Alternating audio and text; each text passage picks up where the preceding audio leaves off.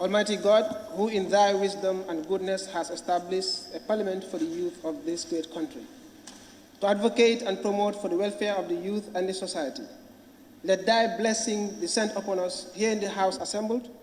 Grant us that we may treat and consider all matters that shall come on our deliberation in so just and faithful a manner to promote thy honor and glory, to advance the peace, prosperity, and welfare of this country and of those whose interests thou hast committed to our charge. Amen. Thank you. You may receive yourself.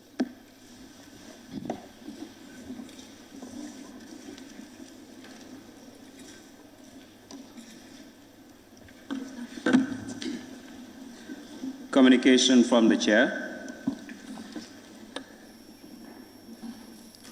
Honorable Deputy Speaker, the National Youth Parliament, the Gambia, members of the National Youth Parliament of the Gambia, the Honorable Majority Leader of the National Assembly of the Gambia, Honorable Minister of Gender, Children and Social Welfare, the clerks of the National Assembly of the Gambia, the Executive Director of the National Youth Council, members of the Diplomatic Corps, staff of the National Assembly, NYP Secretariat here present, partners here present, civil society organizations, members of the press, and all other protocols duly and respectfully observed, good morning to you all. It is with great honor that I deliver the speech to this honorable House in the event marking the first ordinary session of the National Youth Parliament, the Gambia, in the 2023 legislative year. This auspicious occasion marks a significant juncture in our quest to represent the voice of young people of the Gambia and create the avenue for their collective participation in all decision-making processes. A year ago, we were gathered here for the inaugural session of the National Youth Parliament after the completion of the NYP reformation agenda, which emanated from our dedication to improve the membership, the structure, and the operation of the National Youth Parliament. Today, we reconvene to build up from that milestone, to amplify our voices in the advancement of the affairs of the youth, their empowerment, protection, and inclusion. Our agenda is not just about setting goals. It's about forging a clear path for our nation's future, one that is anchored in our unwavering commitment to addressing the most pressing issues facing our youth and our country as a whole. Our discussion and this dedication here would set the tone for a future that we can all be proud of. Our core focus in this year's session aligns with the recovery-focused National Development Plan, the Sustainable Development Goals, the Africa Youth Charter, the National Youth Policy, and other development frameworks that specially address or generally mainstream the affairs of the youth. We will discuss, among other things, the youth and the National Development Plan, migration, sexual and reproductive health and rights, women in leadership and governance, youth in peace building, amongst others. We are gathered here today. We are concerned that the youth of our nation are leaving our source in search of opportunities elsewhere. The big question is, why? What is driving this exodus? It is our solemn duty to find answers to these questions and to create a Gambia where our youth don't have to look beyond our borders for a brighter future. We will seek comprehensive solutions that make the Gambia an attractive and prosperous place for our youth. Ladies and gentlemen, the empowerment of women and girls is not just a cause, but it is a cause of high cadre. We believe in the equality of all and the potential of our women and girls to assume leadership roles. The strength of our nation lies in the unity, and when our women rise to their full potential, the Gambia will rise to new heights. We are committed to championing gender equality and ensuring our girls have the same opportunities and access as our boys. Our country's future is inexorably linked to the peace and security. As young leaders of the Gambia, we are resolute in our commitment to building a more peaceful, just, and equitable nation. We understand that peace isn't just the absence of conflict. It as well includes the presence of justice, equality, and efficient democratic governance. We want to commend government's effort in recent prioritization of the post-TRRC bills. This effort would go a long way in solidifying the gains of our traditional justice process and address the most urgent needs of the victims. We are hoping that such effort is extended in the reintroduction of the draft constitution, a process we believe is the fulcrum of our transitional justice. We therefore call on government, esteemed partners, and all relevant stakeholders to join us in prioritizing our youth. The destiny of our nation hinges on how well we empower youth. We must understand that we are not just leaders of tomorrow, we are the leaders of today. As the youth of the Gambia, we are primed to play an indispensable role in the development and progress of our beloved nation.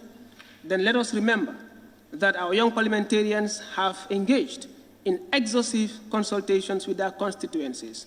They have canvassed our beautiful nation, listening to the voices and concerns of our fellow citizens. This practice ensures that our deliberations and decisions are firmly grounded in the needs and aspirations of the people that we represent. As we gather here today, let us harness our collective energy, creativity, and innovation to ignite transformational change for the Gambia. Together, we can lay the foundation for a more prosperous, equitable, and peaceful future for all Gambians. In conclusion, I want to express our sincerest thanks and appreciation to the youth parliamentarians and the NYP Secretariat for the enormous work you have been doing to address the needs of young people of the Gambia. Your commitment towards national development is a special feature to reckon with. Please permit me to extend our sincerest gratitude to the National Assembly for all the support and guidance you've rendered to us. We are very grateful for your mentorship. We want to as well express our sincerest thanks to the Ministry of Youth and Sports and the National Youth Council for your utmost consistency in supporting and collaborating with us. We are honored by how much you've committed to the affairs of young people and the execution of the mandate of the National Youth Parliament. We thank all our partners who have, in one way or the other, supported the affairs and administration of the National Youth Parliament.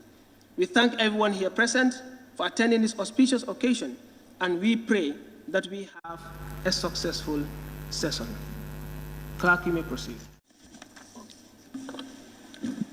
Statement. The official welcome remark by the Deputy Speaker of the National Youth Parliament.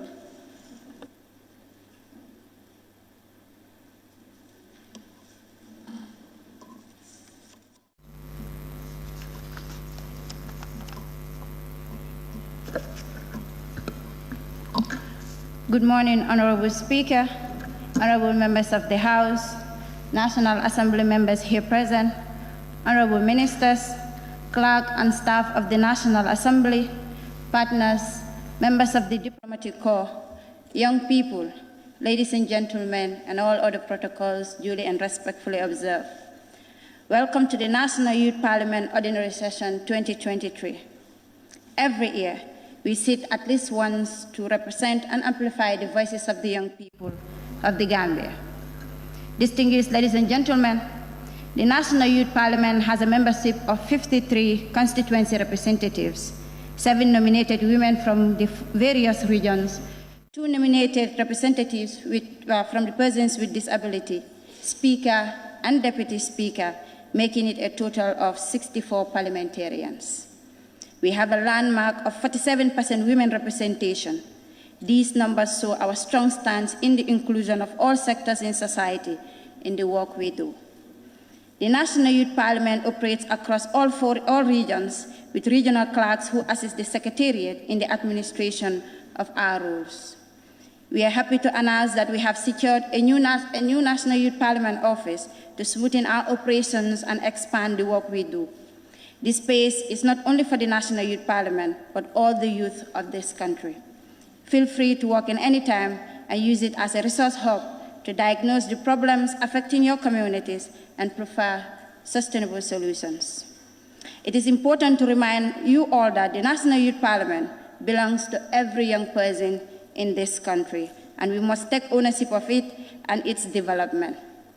Transitioning from a membership-based organization, we have created a medium by which every young person that is involved in youth work is eligible for elections conducted by the independent electoral commissions. The National Youth Parliament sittings serve as a platform where grassroots voices are heard, policies are influenced to support youth development and social sector investment, including education and skills development for the young people. This gathering will provide an opportunity to engage with young parliamentarians to gain deeper understanding of our aspirations while we actively participate in discussions on youth-centric policies and programs. Central in our call is for us as a country to look at the 60% beyond numbers. These are human faces that drives the development of this country. And with better opportunities and human capital development, we will be able to do more. Let's harness the demographic dividend as a country. We call on the President, the Executive, and the National Assembly to make young people a national priority, as this will enable proper resource allocation and investment for the development of the young people. Welcome to the National Youth Parliament Ordinary Session 2023. Thank you, Honorable Speaker.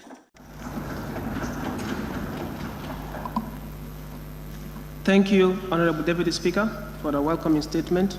Clerk, you may proceed. Statements. Introductory remark by the Clerk of the National Assembly, Mr. Mamadou Jackson.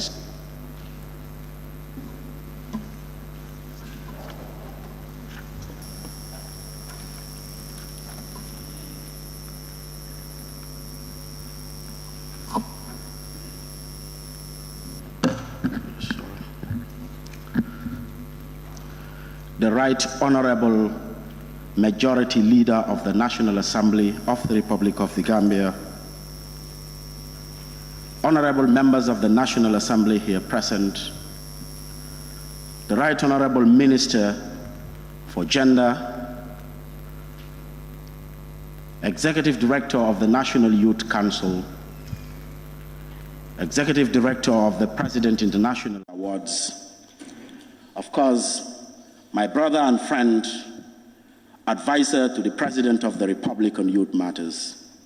On behalf of the Clerk of the National Assembly, it is our esteemed pleasure to once again welcome the National Youth Parliament to the chambers of the National Assembly for the ordinary session in the 2023 legislative year.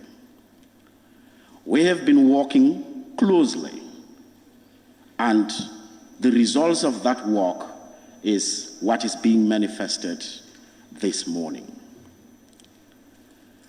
The National Assembly is of the conviction that Parliament shapes our country. Parliament enables the country to be progressive, to be peaceful, and to be sustainable. And for that being the case, it is important that the entire country, more so the young people, become aware of the function, the mandate, the power, the dynamics of parliamentary work, because that will enable them to become interested citizens in the art of governance. And it is for this reason that the leadership of the National Assembly, under the guidance of the Right Honorable Speaker, charged the office of the clerk as the technical arm of this institution to provide the necessary support, the necessary skills, the necessary guidance to the Youth Parliament, and by extension the Children Parliament, so that young people become conscious of not only what the National Assembly is doing for and on their behalf, but they will equally become active actors in the shaping of our collective destiny. And the clerk has asked me to assure you that this is just the beginning.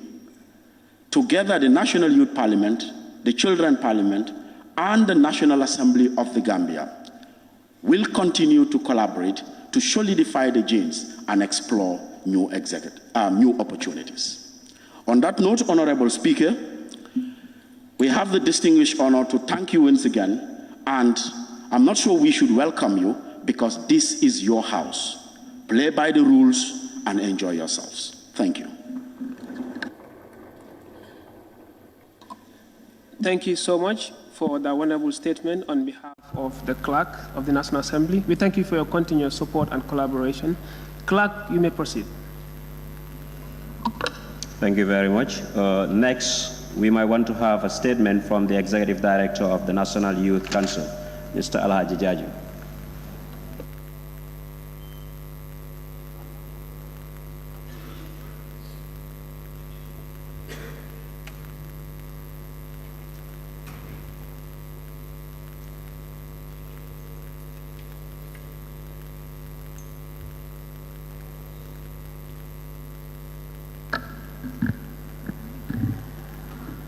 The Honorable Speaker of the National Youth Parliament and the Majority Leader of the National Assembly of the Gambia and other honorable members here present, the Honorable Minister for Gender, Advisor to the President, KCD, Babu Salah, from the ITC, Pamalik, and all other friends of the National Youth Parliament, and by extension, friends of young people of the Gambia.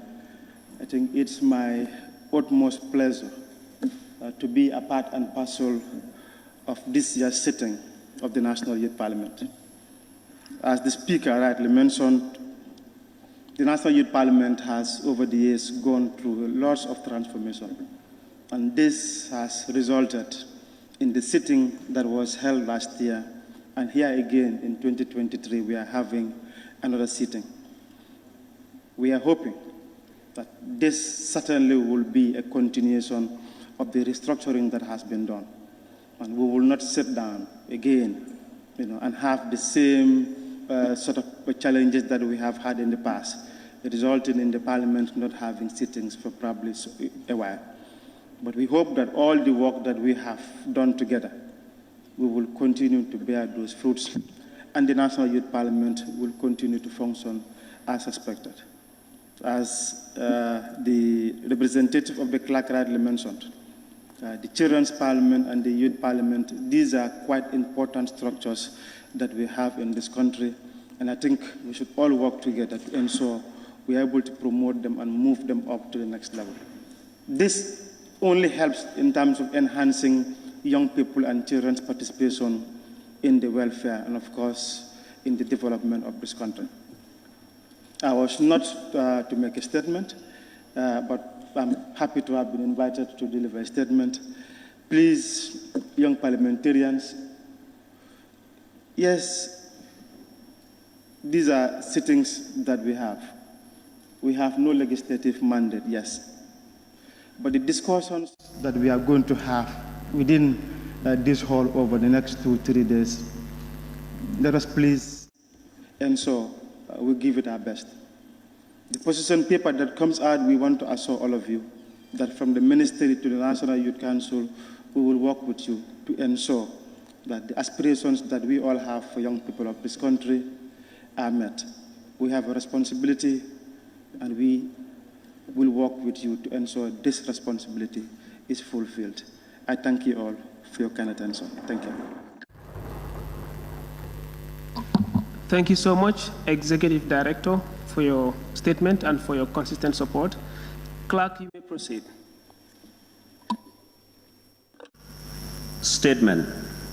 Keynote address by the Honorable Minister of Gender, Children and Social Welfare, Honorable Fatou Kinte, on behalf of the Honorable Minister for Youth and Sports.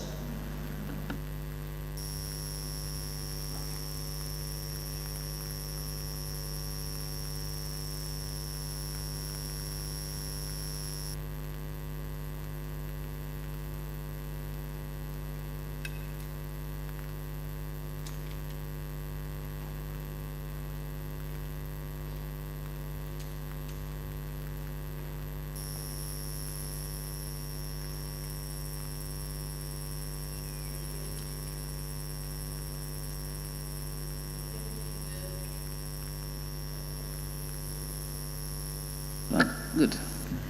The Majority Leader and Speaker and Member of the National Assembly for Kantora District, National Assembly Member for Banjul North, and other National Assembly members here present,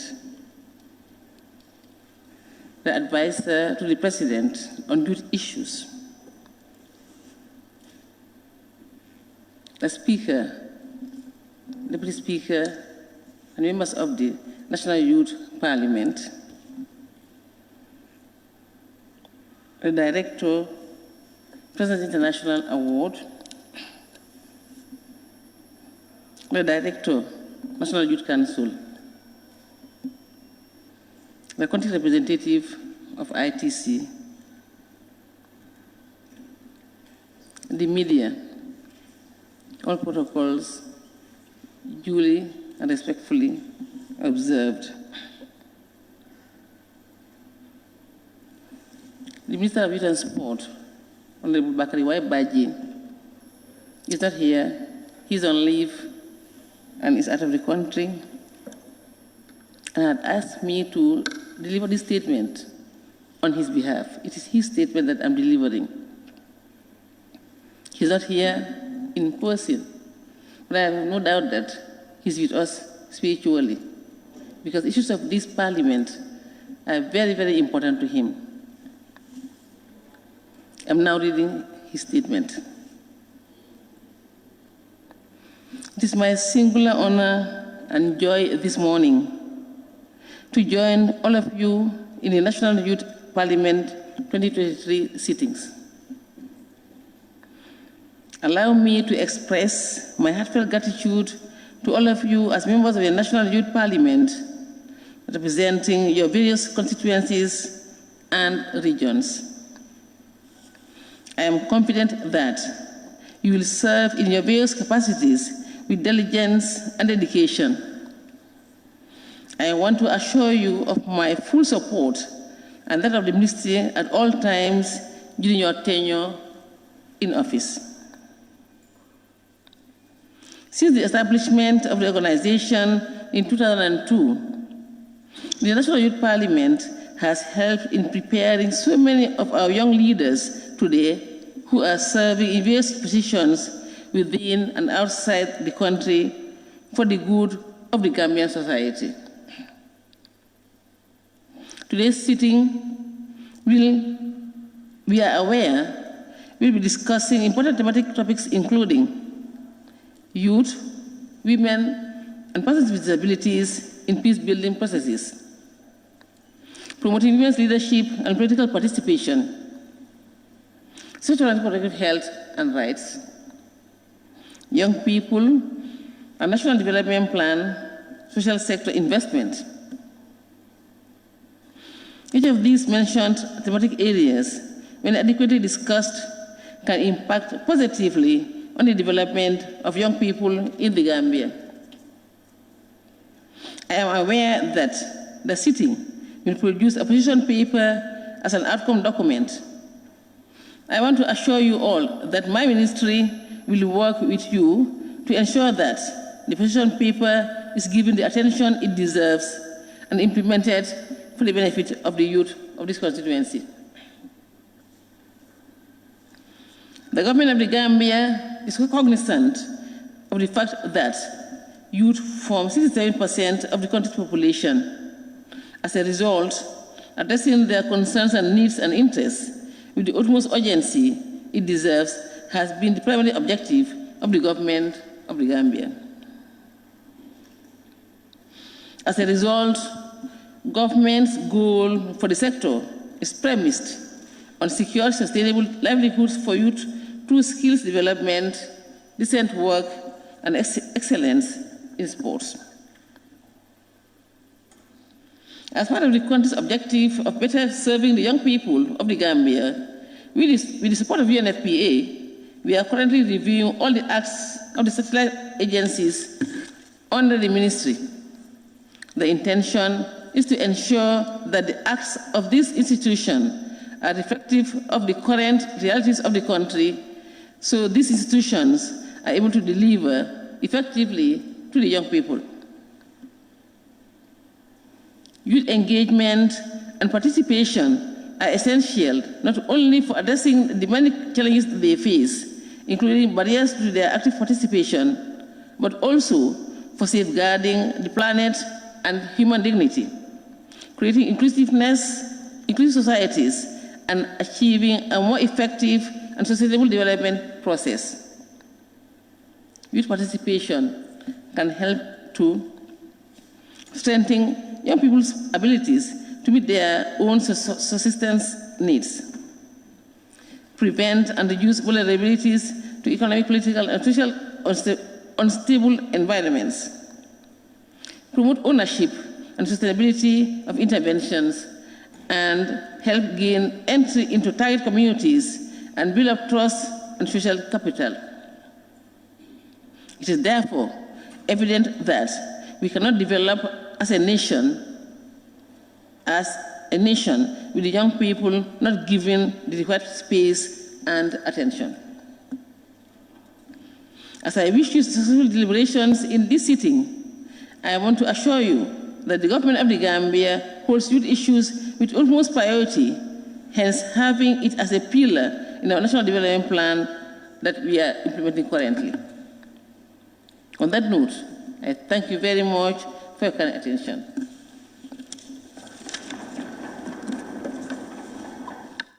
Thank you so much, Honorable Minister. We are very honored by your presence and statement. Please as well extend our sincerest thanks to the Honorable Minister of Youth and Sports for his consistent support in promoting the welfare of young people of the Gambia. Clerk, you may proceed. Statement. Official opponent statement. Honorable Majority Leader of the National Assembly of the Gambia.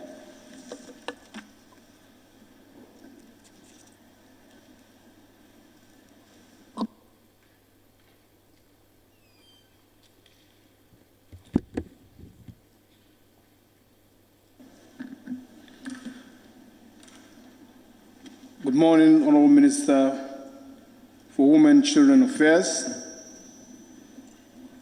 able representing the Minister of Youth and Sport, honorable members of this August Assembly, Executive Director, National Youth Council,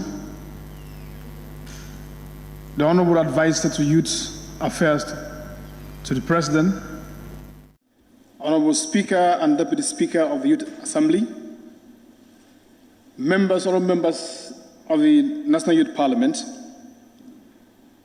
I bring you greetings from both sides of the Assembly to welcome you and wish you well in your 2 to 3 days engagement.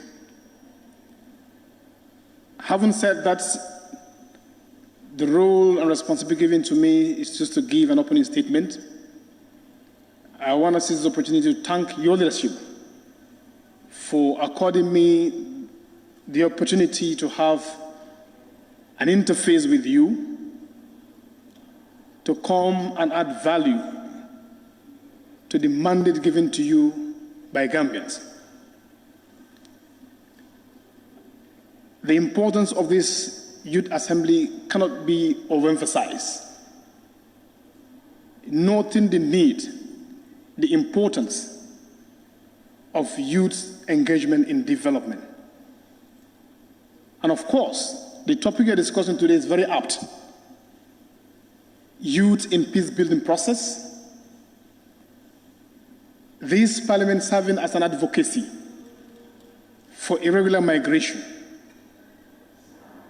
This topic couldn't have come at a better time, where as a nation, we are really overwhelmed with illegal migration.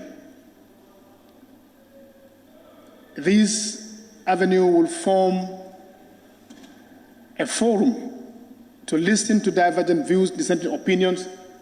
At the end of the day, come out with a resolution to advise government and relevant stakeholders to address the menace of this illegal migration. Thus, the need for us to come to sit in these hollow chambers. We want to thank your partners, the Millennium Ministry, for the support given to you to have this interface. One thing I've learned as a parliamentarian, my first 5 years and this second 5 years that I'm in, I've interacted and mingled with like-minded people. Some of you come from different backgrounds. Please, I implore you, learn from each other. This is the fastest learning opportunity you could have. Some of you come from different environment, different fields, different specialities. So when you interact, you brainstorm, you come out with concrete solutions. Amongst you here, you have economics. Amongst you, you have social sciences. Amongst you, you have agriculturists. The list goes on. So the more you interact, the more you learn from each other, the best comes out of yourselves. So I want to recognize for the fact that this avenue is created for our youths in the country to have a platform where they could dialogue and be champions of peace building, be as orators, advocates in terms of illegal migration. I don't want the discussion to only stay in these hollow chambers, but carry it on to your constituency. Be the mouthpiece there. Be the peace breaker there. Be the person convincing your former colleagues, your fellow colleagues down there, not to embark on this dangerous journey. Having said that, Parliament is very pivotal in the sense that when the society is in shambles, the hope of democracy lies in Parliament. And you are here to enrich the democracy, to make sure that the voice of the voiceless are heard here. The voice of the weak are listened to. So it's a responsibility, it's an opportunity as well. It's also a privilege given to you to come and serve, to represent your fellow youths. Honorable Speaker, lastly, I want to recognize the issue of diplomacy. It has now come to the limelight that Parliament also could play a pivotal role in parliamentary diplomacy. Connect to your other sister parliaments, youth parliaments around the region and beyond to enrich yourself, to better help you to execute your mandate. And lastly, I would advise you to try as much as you can to be apolitical. Because if you associate yourself with politics, it might ruin the very ideas. It might negate the very thinking of bringing this youth parliament together. Do not allow it to be used by politicians. You have a mandate, you have a role to play, and your roles are clear in your mandate. So try as much as you can to be apolitical, not to involve yourself in any party politics, as it will ruin the very fabrics. On that note, I have the singular honor and privilege to declare this session open. Thanks so much for indulgence. Thank you so much, Honorable Majority Leader, for that wonderful statement.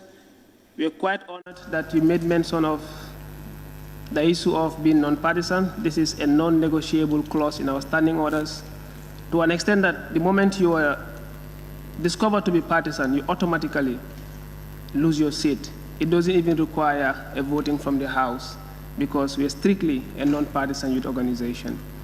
Please extend our sincerest thanks and appreciation to the Honorable Speaker of the National Assembly and the entire leadership of the National Assembly for the wonderful support and assistance that we've been receiving. Thank you so much once again. Clerk, you may proceed. Motion. Be it resolved that this August Assembly do consider and adopt the motion for the government to prioritize youth in all aspects of the recovery-focused National Development Plan 2023-2027, moved by Honorable Member for Serekunda.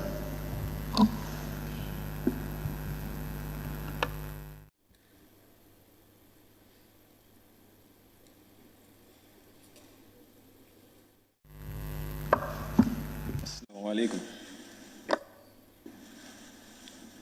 Honorable Speaker, I stand on standing order for thing. Be it resolved that this August Assembly do consider and adopt the motion for the government to prioritize youth in all aspects of the recovery-focused National Development Plan 2023 to 2027.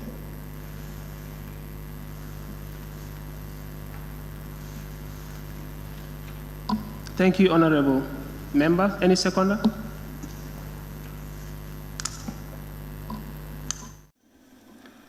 Honorable, I cannot see your tag, sorry. Honorable Member for Lower Flood West. Good morning, fellow honorable members. I, Honorable Alpha Yahya Bangura, stand to second the motion which says, being resolved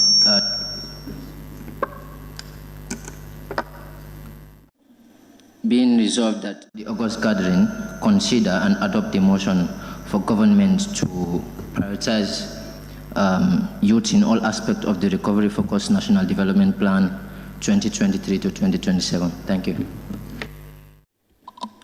Thank you so much, Honorable Member. I now put the question. It has been moved and seconded that this Honorable Parliament do consider the resolution on the government to prioritize youth in all aspects of the recovery-focused National Development Plan from 2023 to 2027. Those in favor say aye. Those not in favor, please say no. The ayes have it. Therefore, honorable members, at this juncture, I would now open the floor for the debates. Any honorable member who may want to contribute to the debate can do so by raising their tags to be called upon.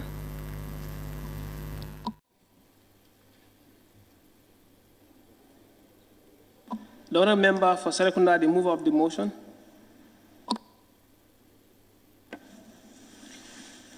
Thank you very much, Honorable Speaker. In this moment, I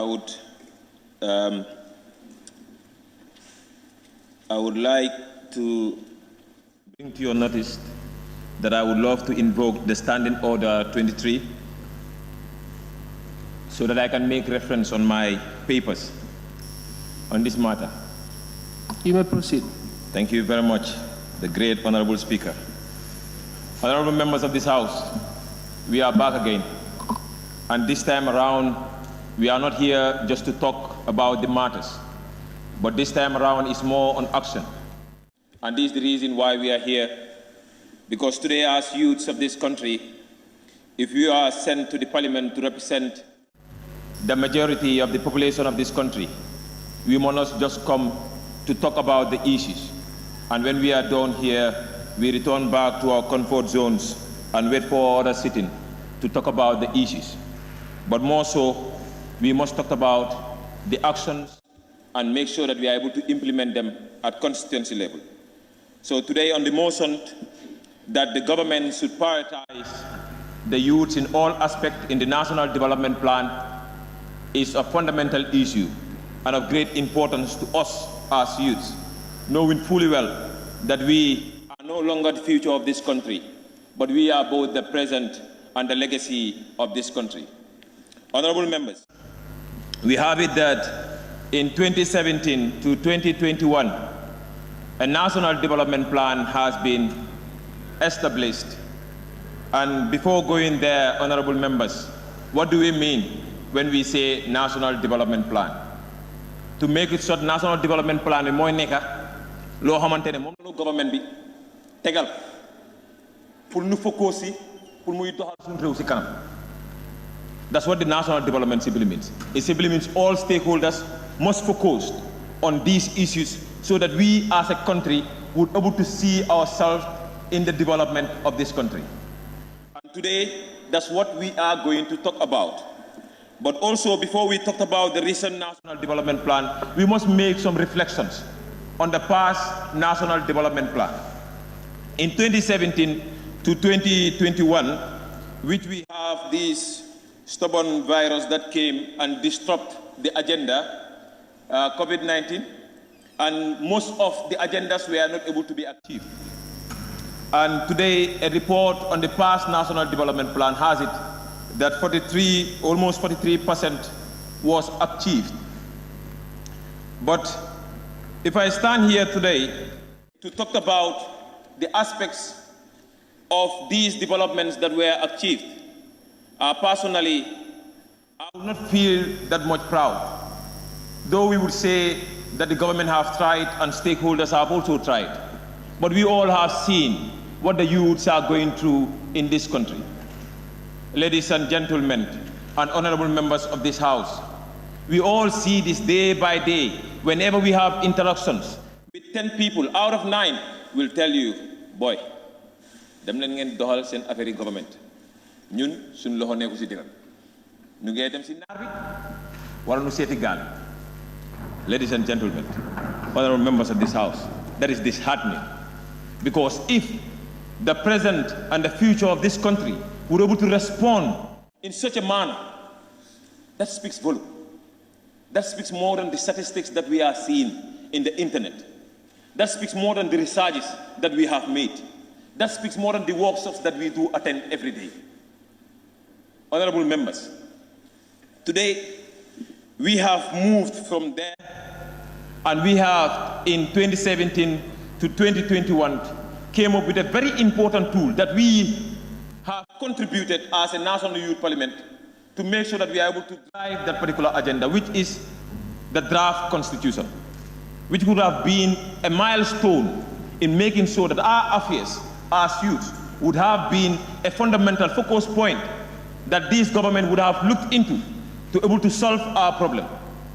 And we spent our resources, we spent our time, we spent our money, our taxpayers' money, those that are in the market, those that are in the streets, in the narcos, their money, we put it into that draft constitution, and when it came to this house, it disappears. I don't know whether it went to sleep, whether they put it in the bin, but these are things that we must talk about, because it is important that we talked about it. And that is an achievement that we have seen in the National Development Plan that has just been moved, and now we are moving to another one.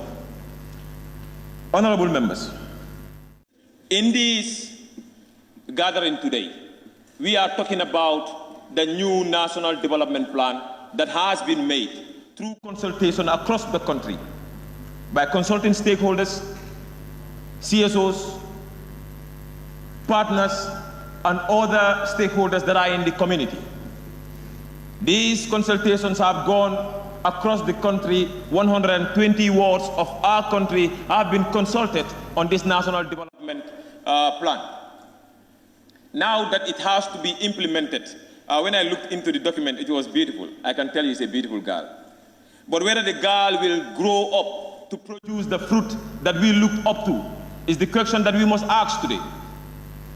I would plead with you that you go and visit the National Development Plan. It is out there, the draft.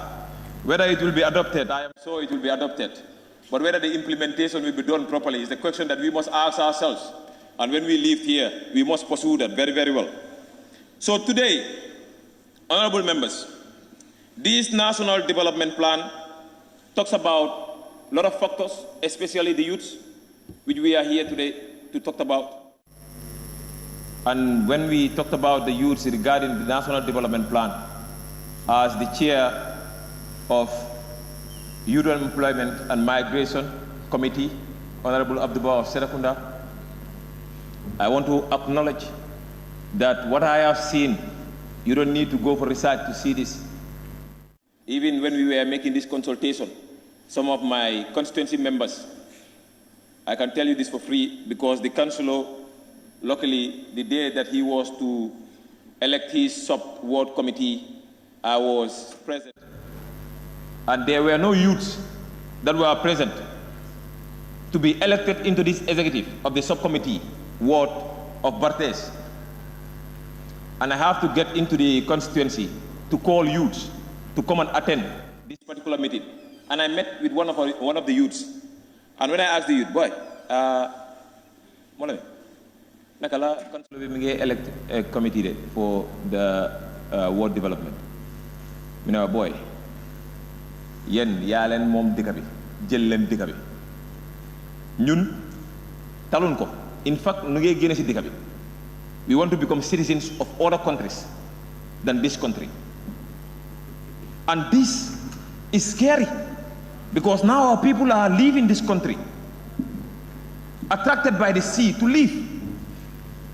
And yesterday, at my workplace in Bakau, the first arts institution in the country, the Arts Academy, I met with a friend that told me that football team, Bakau, happy football team. Point of order. Where is the point of order coming from? Honorable member. Honorable Member for Sabasanja. Yes, or you might resume your seat. What's your point of order? Yeah, Section 24 of the NYP Standing Orders, Clause 1. Every member shall restrict his or her observation to the subject under discussion.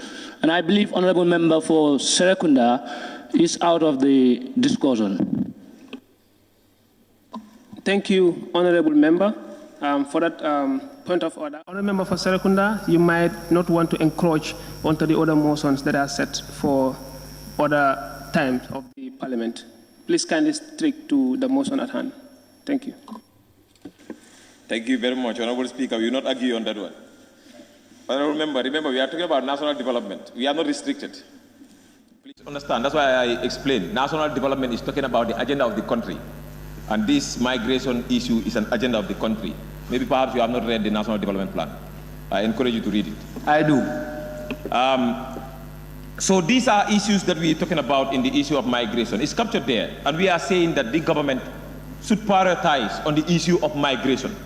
And what is the problem with this? Why are people leaving? After we will give these recommendations to as well. It's because there is no employment opportunity in this country. People are running away. As much as youths, we need to also take responsibility in creating employment opportunities, but we know how the country is. Here is hand to mouth. So we cannot create that much employment opportunity for our people. Some people will dare destiny and try to sacrifice their life to establish certain institutions that will create employment opportunities. But our people do not have employment opportunities, and that is the reality. And our people are leaving. And soon, our women that are staying here will not have husband. The last time I was watching the committee, and I have seen that too as well. So it's a crisis that we are also seeing in the peace and security of this country. Honorable members. Honorable Member, may I ask you to withdraw that statement? Please, the issue of employment may not be the reason for anyone to seek your husband. As an Honorable House, we may want to avoid that. I withdraw, Honorable Speaker. Thank you. I withdraw. I withdraw. Point of observation, Honorable Speaker. If the Honorable Member for Serekunda will allow me to observe him. Thank you. So on the aspect of lack of opportunities within the country, I am a youth that is fluctuating between different sectors. And I can tell you this, that there are a lot of opportunities in this country. The problem, one might suggest, is that we lack a lot of motivation. Honorable Member, please sit down. You are wasting my time. Yes, as I was saying, it is the issue of the migration I was referring to, but I have withdrawn, Honorable Speaker. The issue of the migration, men migrating, will cause those women that are here not to have a husband in the long run, but I have withdrawn. So moving forward, Honorable Speaker, in the National Development Plan, we have seen the steps that the government have outlined in solving the problems of the youth when it comes to the area of sport, when it comes to the entrepreneurship, when it comes to employment opportunities. We have seen that. It's really beautiful. But honestly speaking, in this regard, in this aspect, where is the government going to get the money to implement this is the other focus that we are talking about. In a country that based on tax, and I can tell you almost 3/4 of its budget is from donors and the international community. It's scary, Honorable Speaker, because that simply means our country has no future. How would you put this? Now, if you yourself as an individual, you are depending on the person that is in the next house to determine your breakfast. If the person did not provide the breakfast, what would you do? That simply means you will die of hunger. And from there, you will die. And that's where the country stands. If we are still depending on donors and international bodies to feed the projects that we have put for the well-being and the future of this country, then, honorable members, this country is doomed. And recommendations are here to make sure that we will not depend in the future on international donors and fundings outside. We will bring it, because today is a day of action and solutions, not problems. Honorable member of this House, we also have to look into the National Development Plan in the aspect that we are now losing our security. Because we have seen what has happened recently in our country, that 2 policemen were killed. I will not dwell on the issue. But when you look at the statistic internationally, it's telling you that our fragility itself from 2017 up to now has decreased, has increased rather. From 76, now is 80.5. That simply means me and you, Honorable Speaker, we are not secure. Security must be looked into, because development cannot go in the absence of security. Peace must prevail, and we must do that. Honorable Speaker, to fast track on this issue of National Development Plan, and we want the government to really prioritize the issue of the youths in all aspects, we are saying that in this beautiful girl called the National Development Plan, we want the government to now get into action. We want the government to make sure that they are able to establish or to get the youths lands to get into the poultry farming. Poultry farming is a solution to solve the unemployment rate in this country. I am telling you for free. This is a free gift to the government to also implement. When we get this land, and we have lands across the country, and we have youths that are already into the poultry farming, we have seen it. When you go from KM down to URA, people are engaged into poultry farming. Poultry farming is a way of... Honorable member, I might advise that you shorten your deliberation so that we can have the opportunity to hear other honorable members on the subject. Thank you very much. 2-3 points, we are done on the recommendation. We also are saying that in the recommendations to prioritize the youths in all aspects is to also give our people that are in the agricultural sector that opportunity, that resources, like the budget of the agriculture should be also looked into. And this time, not to just give it to them and they start to get cash, but no, let us implement it. Let us see them implementing it. Let us not get into too much workshop. We have been doing a lot of workshops. Let us get into the implementation, and we start to eat what we grow in this country. We want to eat it. And create industries like mango. Time play mango football at Orange. Let us get the industry that will be able to manufacture our orange juice, our mango juice, and from now on we will solve our problem. The sports, my people in Serekunda are good footballers. We have seen Ali, we have seen Jallo, that are scored for the Gambia. You know, it's from my constituency, for your information. This is $1 billion area that can solve the problem of this country. And our youth, all of them I can tell you, are into the sport area. Give them the opportunity. In my constituency, there are people that are there that need just a class, old class in Serekunda. The school itself is denying them the access to that class to be able to train these people on boxing. I will also look into that. The minister is hearing me. I will come to your office after the sitting. From there also, honorable member, I want us to look into the creative industry. The internet is another way of creating massive employment opportunity. Look at TikTok. How TikTok is paying people. Look at YouTube. How YouTube is paying people. Are we sleeping in this country? Look at the creative industry, poetry, drama, painting, you know, crafting. There's a lot of money. The last time, there was an exhibition in UK by a Nigerian man, and the painting was costing 1.2 million pounds. That is the budget of this entire country for 50 years. I am telling you for free. Basket Mouth, a comedian, is earning every year $6.7 million US. Search it, those that are making reference. You can see it there. This is a lot of money. We have Bright Star Entertainment, we have Home of Talents, we have a lot of groups here that are doing things in the creative industry. The Arts Academy, the first arts institution that I personally established, is here. We are doing it. People must get into the creative industry so that we can create employment opportunities. Today we are not here to talk, but we are here for actions. And any honorable member that have to rise today, and from last sitting you didn't do anything, don't talk here. We are not here to joke, not point of order. If you think today I'll be leaving the parliament, I'm not leaving, I'm here. I am not. So we are here to make sure that we are able to get things done. Let us get things done. Honorable member, I don't want to waste time, but I will conclude and say the great words of the great man, Julius Nyerere, said, Ekulu ni mahali patakatiku. He said in Swahili, that the State House is a holy place. Today, honorable members, I am telling you, the National Assembly is a holy place. This is a mosque for us, honorable members. We don't come here to joke. We don't come here to play drama. We come here because we are representing the youth of this country. And we should not joke with it. We should not play football with it. My son cannot grow in this country and come and start, advocating the same advocacy that I was doing. No, I will not see that. I will die than to see that.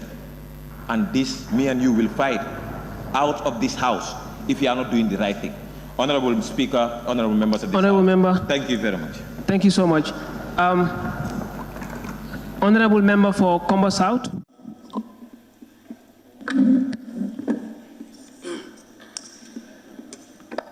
Alimma kwe yesate minlo fankum alakate. I want to use this opportunity, Honorable Speaker, to grant me that opportunity to take reference from my research materials. Please go ahead. From the late intellectual, from the late VP, he said, we must be ready to get it right by doing what is right. And we cannot miss what to get it right. Considering this powerful statement, the National Development Plan Recovery Focus, Pillar 5, that focus more on the youth empowerment. From the south of the Southerners, the Combo South plays that pivotal role to provide continuous nutrition for the entire community and beyond the country. For that being the case, there are a lot of opportunities coming down from the agricultural point of view and also the blue economy that can be driven from the ozone. But unfortunately, what is currently happening calls for a concern. One of those concerns is that the juvenile fishing. Gambia, we are known to produce fish that supplies the hinterland equally. Some is also used to export for foreign exchange. But unfortunately, if you look at the proliferation of the fish milling companies, the catch out is becoming an issue. As a result, the size of bonga fish is now being put in the thread. In a situation that what we were used to know is because of this proliferation of unregulated fishing, this is definitely disturbing the industry. Equally, looking at the agricultural production, South has this ability to serve as a food basket for this country, more especially in terms of vegetable production. Climatical conditions have supported Combo South so long as we live in West Coast. But unfortunately, with the proliferation of the real estate, all the arable lands have been turned to human residents. So this is a serious situation, considering the fact that now the way the world is moving, we must try to do things on our own in order to take charge of our own food basket. But unfortunately, we don't have any land use policy that will demarcate to us that here can be a residential purpose, here for agricultural purpose, here for other purposes. Unfortunately, even the hard men, now they find it very difficult to have their cattle well fed from the environment. What happened? The cattle will even come down as far as encroaching human residents. So these are some of the problems that the people of Southerners are equally facing. If you also look at the proliferation of fishing trailers, I had this opportunity to be part of the National Assembly Select Committee on Environment. But the level of complaints that we receive from the artisan fishermen, it calls for a concern. These fishing trailers, they are not allowed to mine around nautical mine, non-nautical mine. But unfortunately, they dwell down to even they dwell down to 5 nautical miles, causing a lot of damages. So this is a serious concern. And it's that artisan fishermen who are responsible for supplying the proteinous food across the country. most of these trailers, they will export their product. So these are all problems that we need to take into consideration. South also play a very important role in terms of developing sport. But unfortunately, we were able to have two divisional teams, Gunjur and Sanya. But yet still, as we are talking, our field that is being sponsored by GFF is still into limbo. Because a lot of us, if these two division teams have matches, they have to travel down to Brikama, even our own home gyms. So you can see the stressful nature. With all the bonuses that we are entitled to develop, the grassroots sport is also limited. So these are some of the problems that the people of South is also looking into. And equally, we have realized that now with the potential dividends that can be driven from blue economy, the fishermen are not used to the usual catch that they used to have. Now we have seen systematic shift in terms of that production. What do? These fishing boats are now used as a medium to transport human from West Coast, coming from the Gambia to Spain. So you can see, if checks are not put in place in order to revitalize some of this sector, then man must live. We must devise certain means to ensure that we got other productive ways to get ourselves into a better hand. So if you looked at that, you realize that an individual, if you want to travel using the sea, you paid about $50,000. So a boat containing the capacity of over 100 people, if you accumulate that money together, in fact, it's more recreative than going for fishing. Because if you go for fishing, you don't have good catch. So now the problem that we are facing, Combo South is now turned as the seaport for this illegal migration. So considering the Pillar 5 for Recovery Plan, National Development Plan, I think the government have to look into this sector and help the people of South and the entire Gambian youth at large for us to revitalize some of these productive base in order to ensure we have our youth kept in the Gambia to participate in full economic development. Thank you all. Thank you so much, Honorable Member. Honorable members, moving forward, I would want to advise that where we're going to talk about migration, please let's use the generally accepted term, irregular migration. Thank you so much. Honorable Member for Brikama North.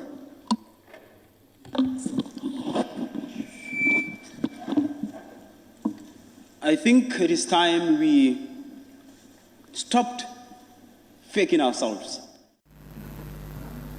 We've been talking for far too long. Nobody has seen the outcomes so far. You see the top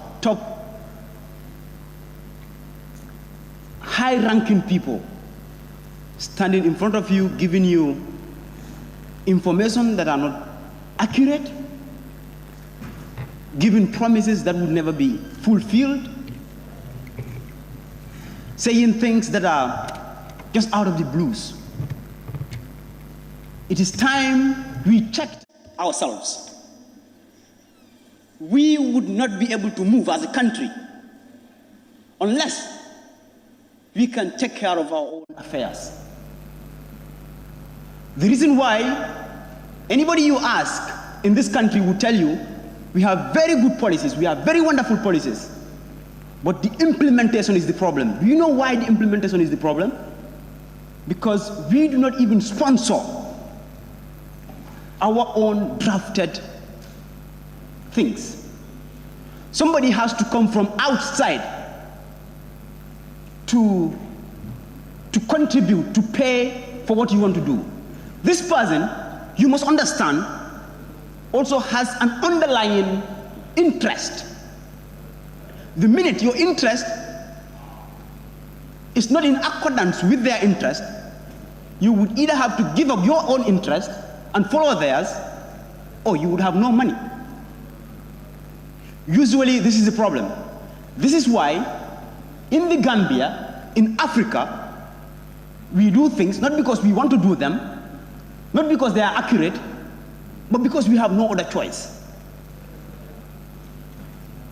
Go to all institutions. The young people are always behind. What they call Budamala. They are the Bafenyos. All sectors. Go to the military sector, for example.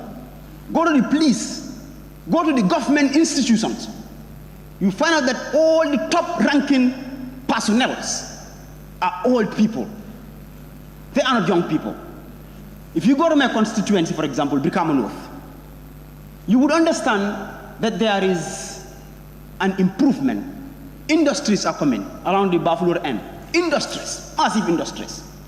We go there, find out how many young people we have there.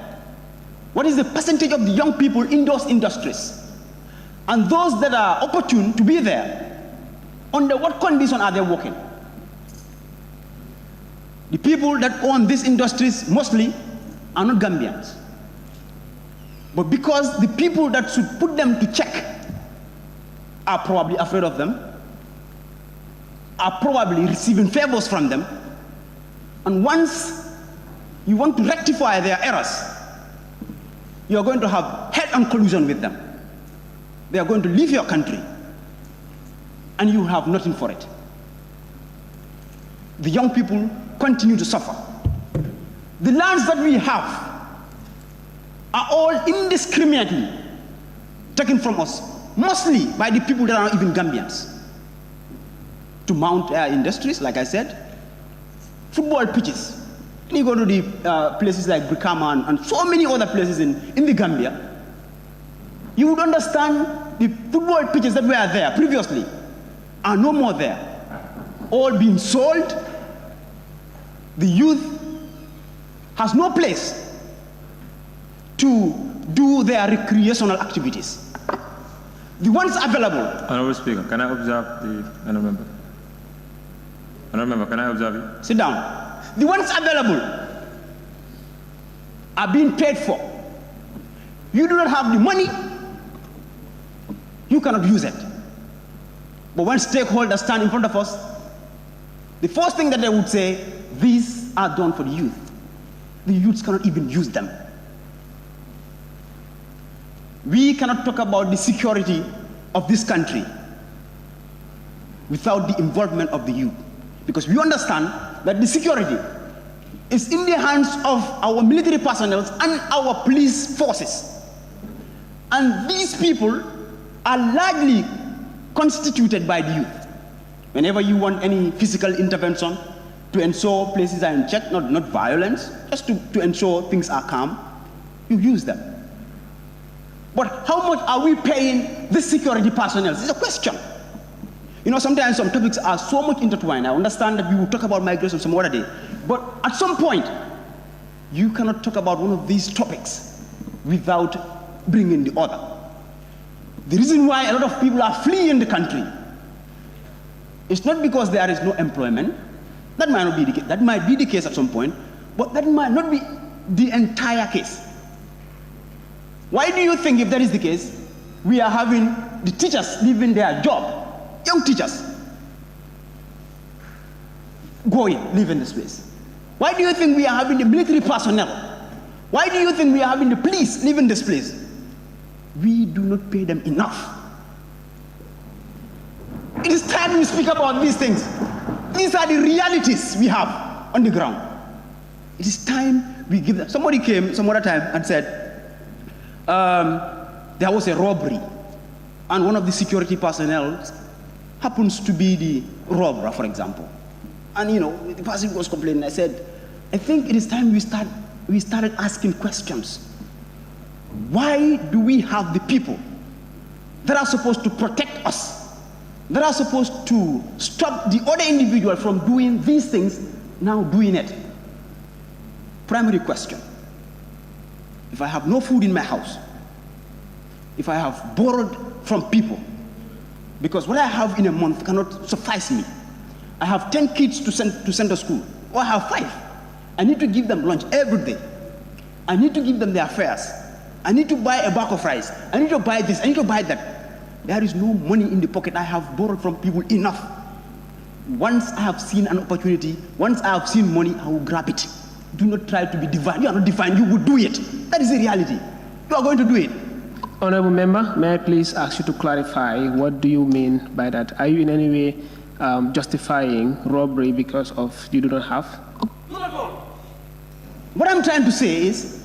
please, you might want to say that again because the mic was... Honorable member, calm down, sorry. You might, when the mic is on, your mic turns off automatically. So you might want to give it 2 seconds when I switch off the mic. Yes, thank you. Thank you so much, Honorable Speaker. So, just to clarify this does not sanctify robbery in any way. What it means, what it's trying to tell us is that we are all human. And in human nature, it's in human nature that you consider self first. No matter what that brings to you, you consider yourself first. If you are going to die, you are not going to allow that. That does not mean it is good. When you do it, I cannot just come and say it's good. But we understand that you will do it. Because everybody else is going to do it. So let us ensure that we do not only have employment. Let us ensure that we have reasonable employment.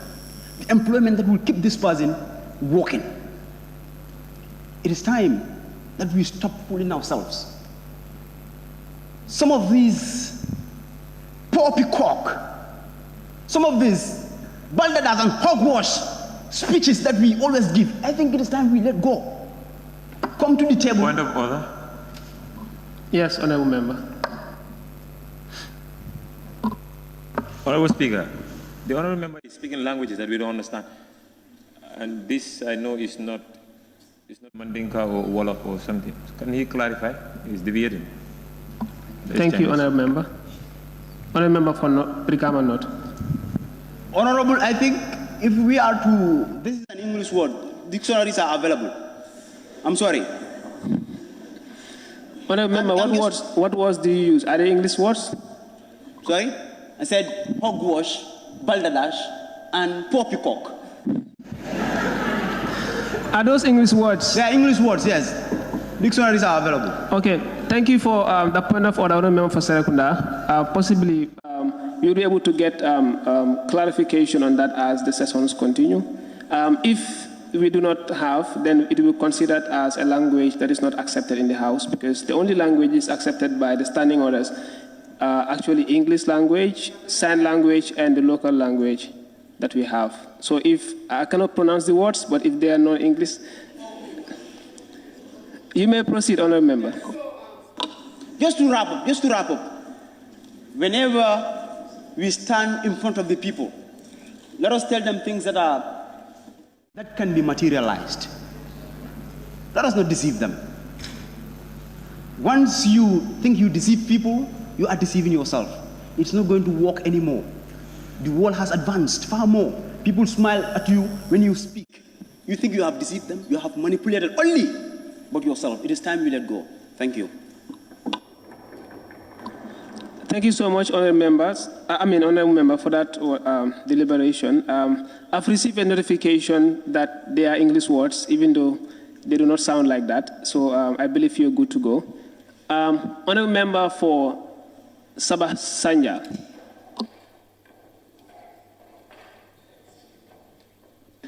Alhamdulillah Rabbil Alameen. Thank you so much, Honorable Speaker. I'm very proud, to be honest, to rise up to this August Assembly. Honorable Speaker, with your permission, may I take reference from a legend in leadership and policy maker. Can I go ahead?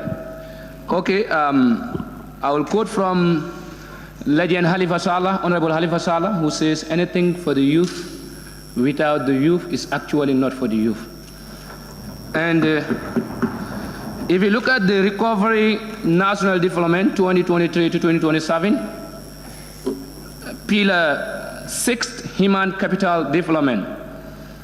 And definitely, I love what Honorable Member for Serekunda said. Now we need action. We don't need, talking. We have been talking for decades, and nothing changed yet. So if you look at Chapter 7, Pillar 6, Human Capital Development, we have their basic and secondary education. Honorable Speaker, you wouldn't believe what I'm saying, but definitely we the people of Sabah Sanjal, we are unfortunate. Sorry for using that word. If you look at Sabah Sanjal, it comprises with 58 villages. Only 2 senior secondary schools are there, and then both the 2 secondary schools are centered in Sanjal ward. Sometimes we produce good students. At the end of the day, they have to travel all the way from up country to the urban country just to higher their education or further. And I believe those senior secondary schools that we have there, at least they are not enough. Yeah, we can say that they are not enough, but then we have been producing vampires in those schools. And one of those is Ibrahim Boy, Mentor Boy, is here with us. So I believe... sorry, Honorable Member, I'm not sure the term vampire is what you definitely mean. Do you mind using a term that we may understand? I don't think there's any human that is a vampire. Thank you. I would draw the statement, Honorable. I would draw the statement, legend, sorry, let me use legend in this word, in this case. So, Honorable Speaker, what I wanted to say is, if this National Development Plan, if it is well implemented as the way it's supposed to be, definitely we the people of Sabah Sanjal, we are going to appreciate it. Why do I say so? Simply because we have so many people who graduated from, let's say, upper basic, but then at the end of the day, they don't have the opportunity to get a good school, meaning to further in secondary education. So, Honorable Speaker, I believe the government should improve on that aspect very much. And then this National Development Plan, we are hoping it will be well implemented as the way it is designed, because Gambians, we are good in designing, but implementation is our problem. But I believe we will really upgrade from that. So the other thing is quality, accessible and affordable health care services delivery for all. I believe we have clinics in my constituency. Let me be very specific. We don't have health centers, we have clinics. By then, if you go to these clinics, you will be able to get access to what do you call it, paracetamol. But then now it is so hard for you to go there and even get a paracetamol. What they will just prescribe, give you that paper, say go to the pharmacy, you buy a drug for yourself. And I believe these services, we all need these services as citizens, and we belongs to the Gambia. We are citizens in the Gambia. So the consideration of our young people down there matters a lot, and it matters me a lot. So, Honorable Speaker, I would say another thing is tertiary and higher education. If you look at in the North Bank Road or in the whole of North Bank region, I don't believe there is a tertiary school or institution that is functioning very well. We are having one that is Farafenye, we call it UTG, but then that one, I don't think so, it is well functioning. So meaning, we still need more tertiary and more high institutions so that our young people who are down there can have access for those institutions. I believe if that is done, we will be very glad. The next thing is we talked about sport here. We know now Gambia, definitely, we are proud to say the sporting of Gambia is doing well now, it's doing fine. Everybody is proud of us now. But I believe the inclusion matters. Our selection is based on only the urban centers. We forget about the rural Gambia. And definitely we have talented and promising young players, but then even to showcase, a venue to showcase their talents is a problem in Sabah Sanjal, definitely. In Sabah Sanjal, we only have the community fields. We don't have a field that is owned by the sport committee, or that is built, or that is found by the Ministry of Youth and Sport or any ministry there. So, Honorable Speaker, I would say definitely we really need the support of the government in that aspect so that our young people can realize their well-being in this nation. Because without us, this nation cannot move an inch, I mean. And then we are very, equipped, and we have the skills, we have the knowledge, the talent, and everything to move this country forward if we are given the opportunity to do so. So on that note, I say thank you all for your kind attention. Thank you so much, Honorable. Honorable Deputy Speaker.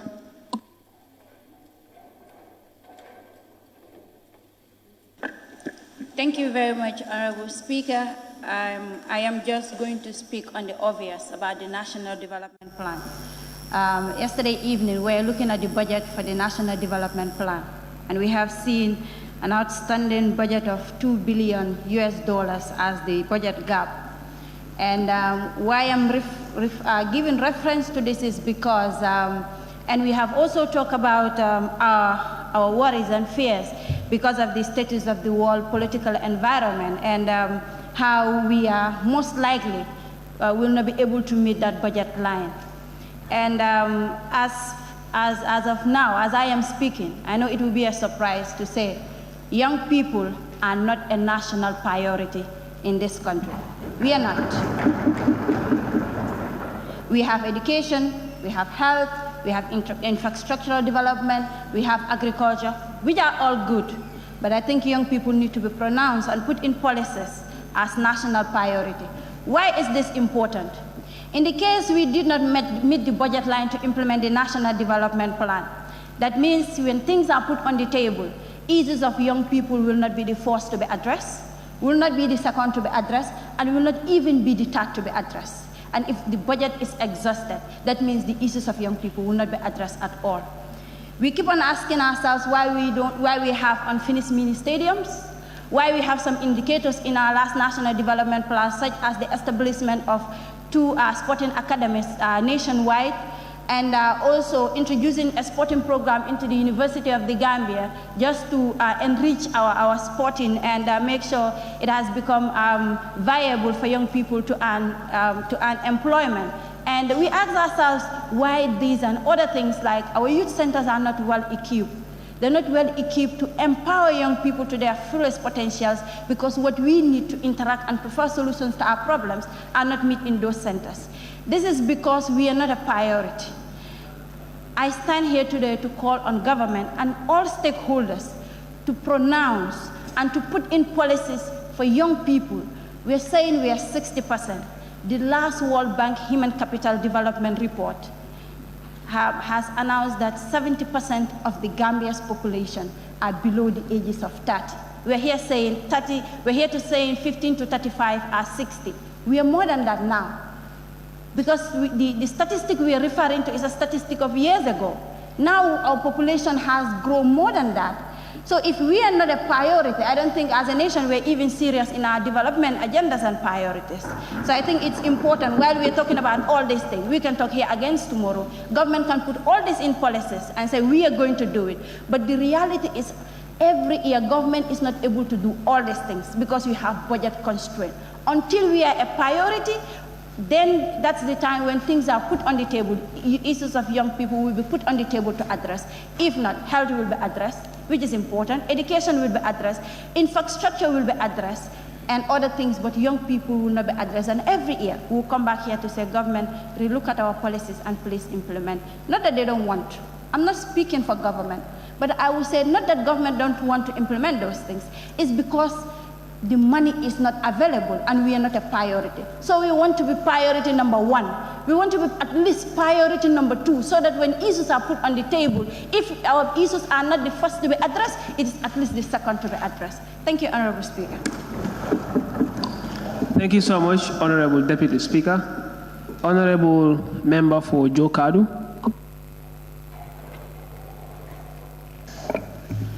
Thank you so much, Honorable Speaker. I think if we are talking about National Development Plan here, it entails all the thematic areas that we are to discuss in this August gathering. I will start with the reduce of the rural urban migration through the centralization of basic amenities. Now, when you look at this portion under the National Development Plan, it is very important because when you look at decentralization of social amenity, it is 0%. When you go to the rural area, there is nothing like these social amenities.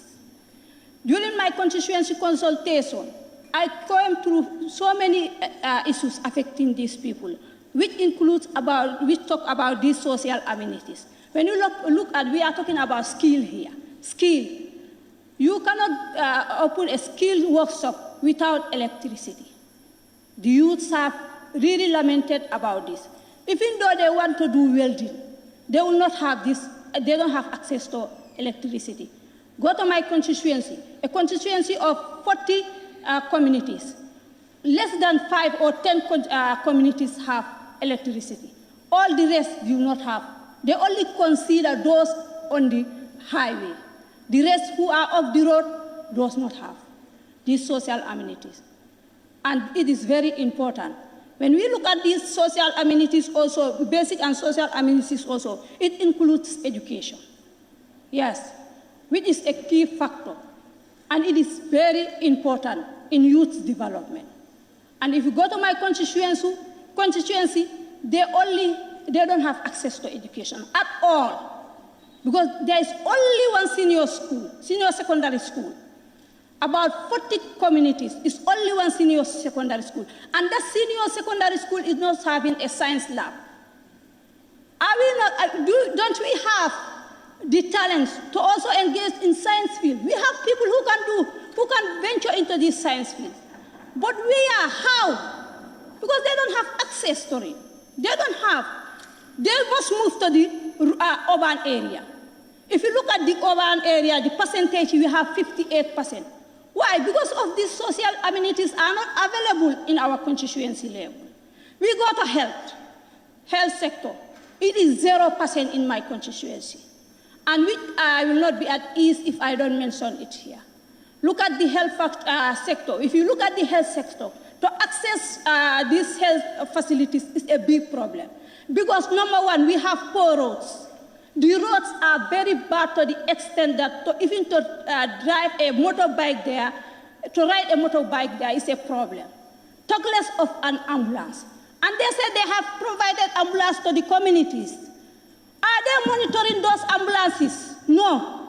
Because during my constituency consultation, those whom I meet, they said that they have never have access to those ambulances. Even though they call the driver, he will not pick the calls. Or sometimes he will be demanding fuel. How many of them will be able to provide fuel?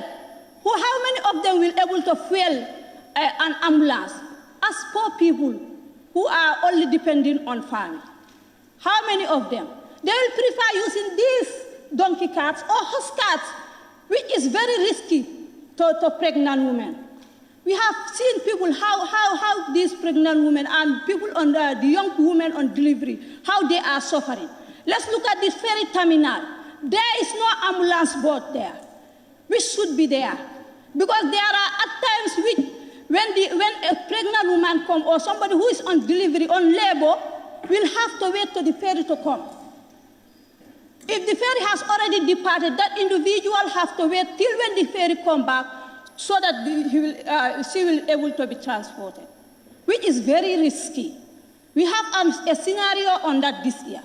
There was a lady who was brought to Essel, and that lady spent there almost the whole day. The doctors, the nurses there couldn't do anything. They said they have doctors in Essel or in all the health facilities. But it is really lacking because some of these doctors will not be available when these patients are referred to these hospitals or these clinics. Because when you come there, sometimes you say, you have to wait for the doctor to come. You have to wait for the doctor to come. This lady was there for the whole day until 2 o'clock when this ferry has already closed. That was the time that they detected that these people, they cannot do anything anymore with her health, with her issue. So they decided to call the needy officers. Those were the people who brought their boat and then transport this lady around 2 a.m., which was very undone. because the lady even lost the child, and she could have lost her life too through this. This is very important. We go to sport.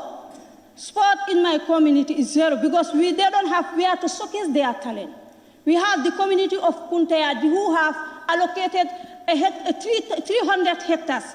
For the past 3 years, there is no, 3 to 5 years, there is no single stone which is laid there. And they have already sacrificed their own lands and have allocated it for the Ministry of Youth and Sport to at least build something where these youth can be able to showcase their talents. Thank you so much. Thank you so much, Honorable Member for Jokadu. Honorable nominated Member for West Coast. Thank you so much, Honorable Speaker. Looking at the National Development Plan, in as much as it is diverse and it has a lot of issues or it entails so many things, I'll just speak on the women and children aspect of it. Because looking at the youth age bracket, you have from 15 to 35. So 15, 16, 17 are all children, and they're still young people. So, Honorable Speaker, I've had many honorable members talked, but sometimes I wonder and I ask, how serious are we as a nation? How serious are we as a country? Looking at the policies and programs that we have, we are all agreeing that it is a general thing when it comes to implementation of policies and programs. Making policies is one thing, implementation is another thing.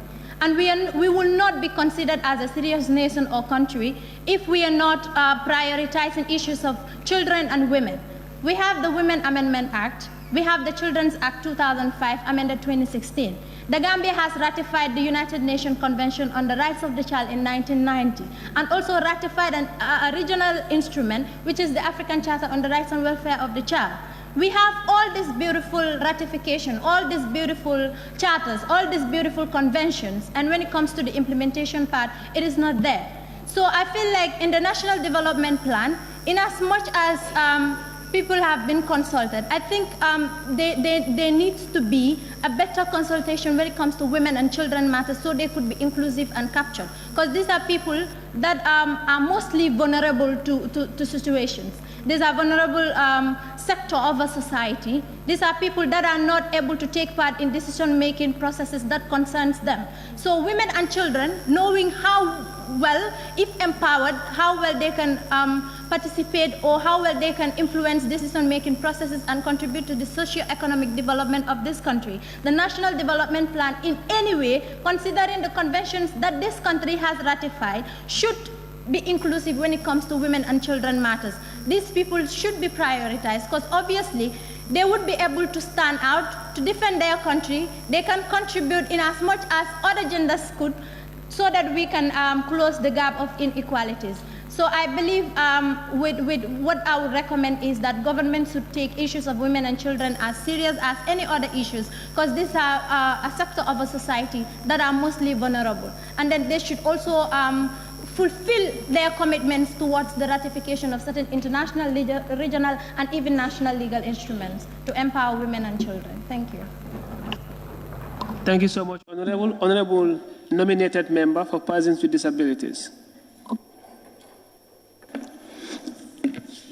Thank you very much, Honorable Speaker. I know when I stand up, before I speak out, people already get the sense of my direction. And of course, I will start with my slogan that disability is possibility. Of course, there is a lot of possibility in disability if young people in the country with disabilities are given greater opportunities. You know, when you talk about the National Development Plan, I wonder, what is the plan without inclusion? How do you expect a plan to capture our demands? A plan that do not include the needs and the desires of young people with disabilities in this country. I don't know what is inclusive about your plan when young people with disabilities are still struggling, are still scrambling to get better educational facilities. I don't really know what is still inclusive about your plan when women and children with disabilities are still scrambling to get better health facilities in place. I don't really know what is still inclusive about your plan. When young people with disabilities are still scrambling in the country to get access to public sector or governmental institutions in this country. I don't know what is really inclusive about your plans. When young people with disabilities are still scrambling to be able to get perfect mobility aids, when they are still scrambling to get better communication system. I don't know what is still inclusive about your plan. If young people with deaf and hard of hearing in this country cannot able to communicate to their peers without proper communication tools put in place, I don't know what is still inclusive about your plan. When young people with disabilities are still scrambling to get better employment opportunities in this country, I don't know what is still inclusive about your plan. When everybody forget about the sector of disability, and to remind this August gathering, and to remind the government and the caregivers and service providers, we are the most important sector in the country, whether you know it or not. But before you can understand what we can do, before you can understand and recognize the potential of young people with disabilities, before you can understand how much we can able to contribute towards national development, you have to include us. But you don't have to use us as a subject of decoration, an object of or tool of trying to raise funding. It's happening in this country from the government level to private sector. A lot of young people organizations, a lot of governmental institutions are now using young people or people with disabilities to raise funding. During their pre-planning stages, we are never included, except when it comes to implementation of their activities. Now they bring us as beneficiaries. We don't want to serve as beneficiaries of any project in this country. We want to serve as the leaders of any development project that is coming for the young people of this country. But this is not really happening. Like I said always, our country will never be equitable. This country will never be productive. This country will never be considered as a democratic state. This country will never be considered as an inclusive state when young people with disabilities are set aside because of their disability. We don't have to look at our disabilities to judge what we can really contribute. We have to look at what we can able to do. Give us the chance. And everybody can be part of this family. We don't pray for it, but let's think about it. I will give you a statistic that I am able to arrange from a research that I've conducted in Uganda. Because of the civil war, the Ugandan government are able to now employ about 47 people with disabilities because of the war, because most of the people that they employed are now living with disability because of the aggression. So could you imagine, without war in Uganda, those young people will not be employed. So we don't pray for such in the Gambia, but it is always important to lay a plan that will support people that are living with disabilities now, later, and in future, because you can never tell. We don't have to advocate about disability only when we are considered as persons with disabilities. No, we want to see that, all right? We want to see that our needs are considered in every development plan in this country. But that is not really happening. How many of us are struggling every day? How many of us get the better education? How many of us? How many of us cannot still go to school? How many of us? How many of us are even allowed to work in public offices? How many of us? How many of us are given the chance to contest during elections? How many of us are given the opportunity to take part in leadership in this country? What is inclusive about your plan? I don't know. I don't know what is really inclusive about your plan. If our demands are not met, if you have ratified the Convention on the Rights of Persons with Disabilities and you still domesticate this convention, of course we have the Disability Act. So what is going on? What is the government doing? What is the civil society doing? What are the advocates of this country doing? You know, sometimes I'm really disappointed if gatherings are organized for young people and a lot of young people will give a beautiful speech about their successes, about their stories, but none of them will even talk about disability. None of them. I don't know. None of them talks about disability. But we are very important, and we can take part in nation building. We can take part in national development. We have seen a lot of classical examples. We have seen a principal magistrate being a visually impaired in this country. That is a sign for you. We have seen a National Assembly member being here as visually impaired. And they delivered well in office. They've been contributing a lot. And we are paying tax, of course, even though we have only 2 jobs in this country. That is, one, if you are visually impaired, maybe get the chance to be at the college. Because the head of the college at the time was also living with disability, so she was able to accommodate visually impaired teachers. And what we don't encourage is to go back to our schools for visually impairment and start teaching, because the same community for these people with disabilities, we cannot able to create a lot of awareness. That is why... Point of observation. Can you please sit down, sir? Please. This matter is very sensitive, and I want us to discuss about it, because most of the deliberations have been made here. None of you talk about disability. You tend to forget about it. But I'm sending a reminder as a disability rights defender. Of course, I'm living by it. Who feels it knows it. Yeah? So we have to talk about it. So we have only 2 jobs in this country for people with disabilities. One is to be a beggar on streets. But how about if you don't want to be a beggar, neither a teacher? What jobs await for us? Sometimes you wonder, even if you want to further our education to tertiary level, education is an investment, of course. It's an investment plan. You don't expect me to pay that tuition fee because the government at no point is providing any scholarship opportunities for young people with disabilities that are high school graduates in preparation for higher education and employment. We don't have it. But from our little monies that we have to invest on ourselves. But after tertiary education, what jobs await for us? There's no better job. So we have to look into that matter. We have to look into matters of employing young people with disabilities. We don't want to be beneficiaries. We want to be benefactors. We want to be seen from there. You want to bring people to light. We want to show you how much you can able to do. There is a lot of young people with disabilities that are very much potential, but they are hiding in our homes. Nobody wants to bring them down. They want to bring them in to participate. Because sometimes our laws are very general and they are very discriminatory. If you are planning for people with disabilities, if you want to cater for us, it should be specific. You don't have to generalize any development and expecting that it includes everybody. When you said vulnerable, less privileged society, this entails a lot of people.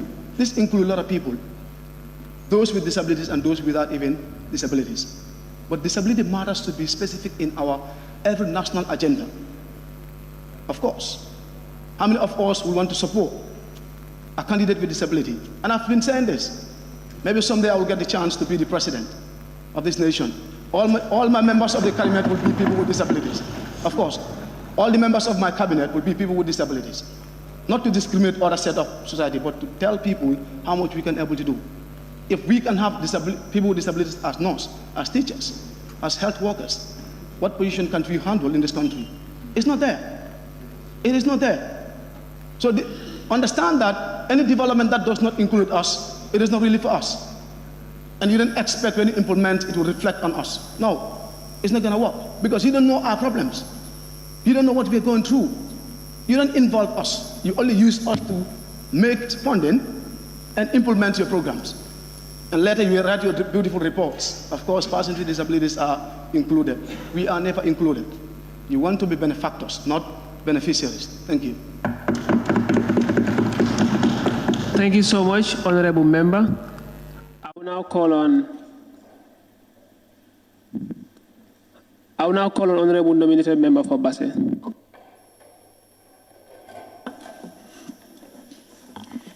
It is said that you cannot go back to where you're from to make change, but you can start where you are to change the ending of every story.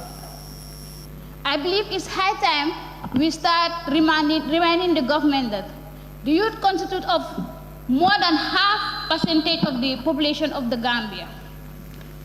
And it is very crucial to prioritize us. The new National Development Plan is well designed. Everything has been well written. But are we expecting that all what is written in the National Development Plan will be implemented according to the way it should be? Youths are not prioritized in this country. We are very crucial in every nation building and economic development. During my community consultation, I met a lot of people in URA, and it was a pity to hear that I will not name the school, I will not name the constituency, but there's a particular school in URA that a girl stopped going to school because she cannot get access to sanitary pads. Whenever she's menstruating, she has to stay at home, and she always misses maybe 5 to 7 days of school, and before she come back, her peers have already gone beyond her. She cannot cope with that because every month she has to miss 5 to 7 days of school due to menstruation. Is that fair, honorable members? We are all seated here. Maybe some people are even menstruating, but they are seated comfortably because they have a pad. While others in URR cannot even get a cloth to use, talk less of a sanitary pad. Coming to the collect in URR, the collect is built, and it's only School of Education that is in the college. What is this telling us? Is the government telling us they want all the students in URR to be educationalists? No. We also want School of Nursing. We want School of Public Health. We want School of Agriculture in the college.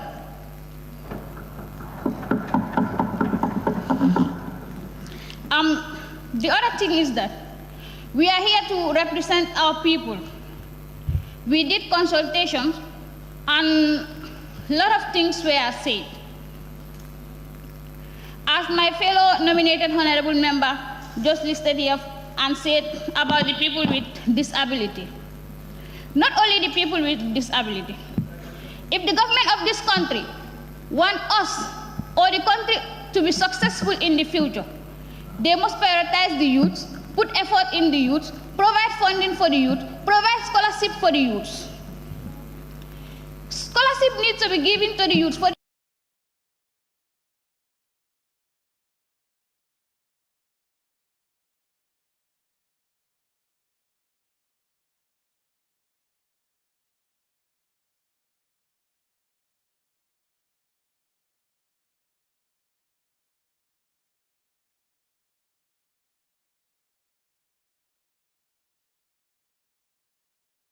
have enough qualified teachers.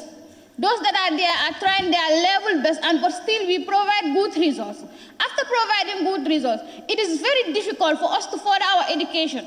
One, because we don't have funding. The other thing is that the fields that we want to study are not available in the region. And it is very difficult for someone in URR who don't have any family members in the course here to come and stay with anybody, because we all know how things are going. And it is very difficult to stay with people that you don't know, because I cannot say the world have changed, but people have changed. You cannot be staying with someone. Emotionally, you will not be okay. Physically, you cannot be okay. Even like to go to school, they will not give you. How can you focus on your education? Illegal migration is one of the issues that is supposed to... Honourable Member, could you kindly use the term irregular migration? Sorry for that. I withdraw this statement. Illegal migration is one of the pressing issues right now in URR, because most of the people in the community are not there anymore. Even though there are a lot of TVET schools prepared, bring in the community, but after attending that TVET school, what is there for you? How can you go to the skill center and learn? After attending the skill center, they don't give you any funding, they don't give you any startup. Even the little money that you have, it cannot benefit you with anything. So it is very important that in a nation that more than half of its population are youth, government is supposed to put more emphasis and priority on them. Because if half of the nation are left aside and all priorities are laid on other institutions or whatsoever, without putting us, the youth, into consideration. So what is the future of the nation if half of its population are not considered when taking decisions or making plans for them? As I was just saying, we have to keep remembering, making the government to remember that youths constitute more than half of the percentage of this country. And coming to hospitals, medicines, or whatsoever, according to reports that were said yesterday, 1,000 women out of 100,000 women die in every day during labor. What is that calling for, honorable members? Looking at the situation, women are dying in other aspects, but talking about labor, 1,000 women die in every 100,000. Why is that happening? We need to question ourselves. We need to question the government. Why are people not dying in other parts of the countries? Maybe in other countries you have 7%, and in the Gambia here, 1,000 people are dying out of every 100,000. That calls for attention. Most of us are women here, and it is a very big concern for us. How many of us will say here, when I get married, I will be safe to get pregnant, deliver my child in a very safe manner? So let's consider ourselves. We are always talking, and we have been talking. So it's high time that we start calling for actions, like the Honorable Member for Serekunda just mentioned. I think they said action speaks louder than voice, but we are just talking, no actions. And we have to find ways in which whatever we say here today in this parliament counts and is implemented. Thank you. Thank you so much, Honorable Member. Honorable Member for Fonyi Bondali. Each one teach one, spread the word of love for the Gambia, our homeland. Iko nila faka safa, ika fondingkele kumandi. Nila faka bungolo, sembe dogo sita, ika fondingkele kumandi. Nimmansa laftaka tara ala palasoto, aka fondingkele mobilize, pure cartel fire. But nimmansa tara fasita, mansa kanyina fondingkele la, munga ma ako fondingkele noise all lesiada. Back in 2016, the youths were in the forefront to chant for changes. But at the end of the day, it became a changes. And it became a havoc for the youth of the nation. We are not considered. I was sitting here calculating, and the belief is the National Development Plan, sometimes they design it to impress the donors, that we have, these are the things we have for the youth of the nation. These are the things we have for the children of the nation. And these are the things we have for the women of the nation. At the end of the day, they will not even consider that part. In anywhere you go to this country, there's a problem. At the end of the day, what we normally do is we will not even talk. We only sit down and be calculating whether we are going to pay the fee of $50,000 to Spain. The reason why many young people are leaving this country is that they have injected in their system that this land, it is not for us as the young people of the society. They inject this thought in us that for you to make it on earth, you have to leave this country. But sometimes I will sit down and say that even if they want to push us outside, we will stay. Because we have the belief that we can change this land. We can change this land differently. And it's sometimes saddening that if you are a youth, before being in power, you speak our language, telling us that when I go into power, this is what I'm going to do for youths. But as you get in, you start to live a very vibrant life. You ignore us. Sometimes our calls are even ignored. That is the time they will start using private numbers so that we cannot call them. They are the only people that can get access to us. I will tell you, go to Fonyi. You have a very good vast land. But that vast land, the owners of the land will tell you that this land belongs to us. But that land, it is only their bed. I have the belief that if Minister of Agriculture has this collaborative understanding with the alcalos of the village for the alcalo to give the Minister of Agriculture a very vast land, fence it, and do a very meaningful agriculture. When you said youths go back to the farm, it doesn't mean that we will be there using the dabandingode. No, you have to mechanize it, put it into modern world so that we can feel it. Now, if you employ 100 youths in that garden, when they do their transplanting or whatsoever, the seedlings start coming up. if you want to encourage those youths for them to leave that garden, they will not want, because they have seen that the future has come and their seedlings are germinating, and it is a future for them. That's high time we tell everybody that the young people of this nation are losing hopes. Even those who are doing skills here. I'm a graphic designer, I do different skills. I'm a tailor too. But sometimes what I'm going to tell you is, even us who are doing the skill work here, they have the belief that they will inculcate this in our minds that here is not a land for you. My brother, leave. At the end of the day, we will sell our materials, take the back way. And back way, it is a very risky land. For the government or for the national development plan to feel us and energize us and put us at the right time, on the right angle, they have to include us in implementation, in office job, in field work.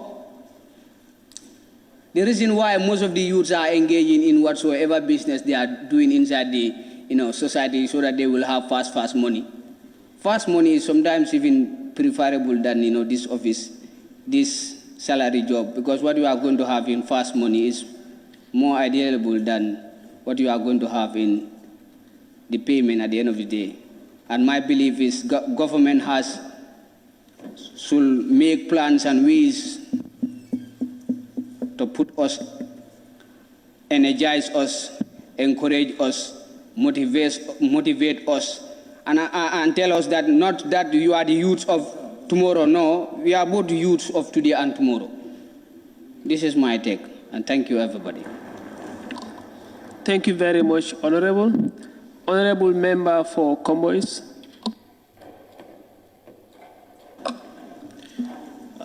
Thank you very much, Honorable Speaker, members of this August Assembly. I would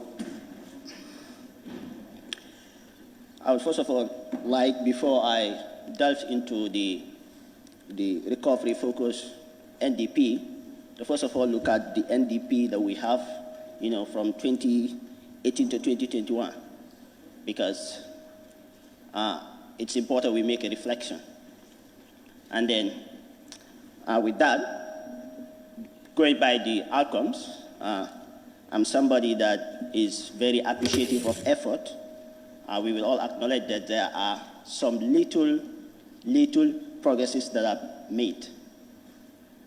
Nonetheless, as alluded by most honorable members here, judging by the existing realities that are sparking the level of frustration within the youthful folk, one would have no choice but to question whether there is any effort at all to better the lives of young people in this country since the new dispensation came in place, let's say 5 years ago. And then my argument is, here we do not have any excuse, because the young people of this country are willing. And the excuse of funding is never enough. Economics will tell you that wants are unlimited, but resources are limited. So resources, funding will never be enough. But the problem actually lies in priority, prioritization of the welfare of young people, as the Honorable Deputy Speaker mentioned here. The prioritization of the young people is what is missing. That is the problem, and that's where the problem lies. Because when you talk about the problems of young people, you realize that they are interlinked. You have the problems of migration links to the poor education system, the unemployment or underemployment, and so on. So there are so much link. And then, just like I mentioned, the willingness of the youth is already there. We cannot question the willingness of the young people. The young people have led initiative. It's their prioritization that is missing on the part of the government. Okay? Now, to quote justifications of this, we look at the TVET situations in this country. Last sittings, honorable members stood here and talk about, the establishment of TVET institutions as one of the solutions to unemployment and, irregular migration and the like. And then the emphasis was not only the establishment, but establishment of standard TVET institutions. If you look around the country, the TVET institutions that we have is lacking standard in so many aspects. And recent report from the institution I do not remember have, set light on that. So that is a cause for concern, which really needs to be looked at going forward. We know we cannot relive past days. Nor can we reverse the sun. What has happened in the NDP previous is already done, but it's about time we reflect seriously on it, and then going forward, we just don't have an a recovery-focused NDP that is beautified with, beautiful grammars and all that, but we work towards making it a reality. So that is one thing. Now, when you come to the issue of unemployment, it's sickening. It's sickening, the issue of employment, and then irregular migration. The rate at which it is going, and then you come to realize that some of the skill centers or some of the the institutions that are set up to address these things are not given any priority. I quote an example from my constituency. There is this fish meal that is established there by the FAO, in partnership with the Fisheries Ministry, about 4 years ago. And still, up to date, that fish meal is non-functional. The machine is there, the entire structure is there, and the machine is gathering dust and rusting day by day, and as time goes on, I'm telling you, for you to operate that machine, it may require the maintenance costs that could even buy another machine for another constituency. And then this is a project that could facilitate the employment of more than 100 people for a start. That is just for a start, a fish meal. We all know the issues surrounding the skyrocketing prices of daily meals like the fish and others. And this is a project that is there, already finished, but because of lack of startup capital, nothing is being done about it. And it is still there. Just to have a startup capital for this project to go, and then young people are employed into it, it's not done. And this is very, very sickening. So there are a lot of issues, and most of them have already been dealt on. I don't need to go further into all these things. But what I would want to say to those in positions of power and influence is that every effort of development that is devoid of youth participation, involvement, or prioritization is bound to fail. That should ring at the back of our minds in every decision making, in every project, in every development effort that we make. And before I sit down, I wouldn't do justice. This is a concern that I've had for so long. The honorable nominated member representing persons with disabilities talks about the marginalization. And in the National Development Plan Recovery Focus, inclusion is mentioned there. But then inclusion doesn't have to be only written in words. It has to be practiced. And this is where the problem is in this country. And one of the things that I've observed, most of you have also been a witness to, a very disheartening situation was when I read that the national team of the Deaf Association were not able to participate in an international event that they have qualified in because of lack of funding. This should not be acceptable. Everybody should raise a concern on this. But so many people were quiet on this. And this is so unacceptable. Going forward, inclusion is captured there. Let it be inclusion in practice just as it is inclusion on the papers. I rest my case. Thank you. Thank you so much, Honorable Member. Honorable Member for Kiang West.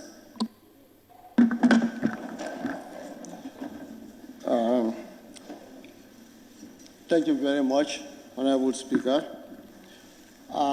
In any society where youths are not empowered, forget about development. And here we are today to deliver, to make deliberation on the national development plans. If you look at national development plans, you have the empowerment and social inclusions, and that's it, leaving no one behind. And in my constituency, KMS, if you look at the education sector, it's too alarming. There are 3 senior schools in that district: Nyoro Jatawa, Keneba, and Karantawa. And Honorable Speaker, if you visit those schools, there is no equipped science and IT lab in those schools. And we say that science and IT or innovations is also very key for our national development. How can we develop? If the young people do not learn those basic elements from the senior schools, where are we heading to? So I believe it is also important the MOPSI, that's the Minister of Basic and Secondary Education, with their partners, to monitor those schools and establish a very equipped science and IT lab in those schools. Mr. Speaker, apart from that, every year, MOPSI, or Minister of Basic and Secondary Education, gives scholarships to teachers to go and pursue their bachelor degree at the university. But it is so sad, after completion of those degrees, to have them back to those constituencies to go and serve and teach those children. And it's affecting them a lot. If you look at some of the senior schools in that district, the performance is very bad because of insufficient of teachers.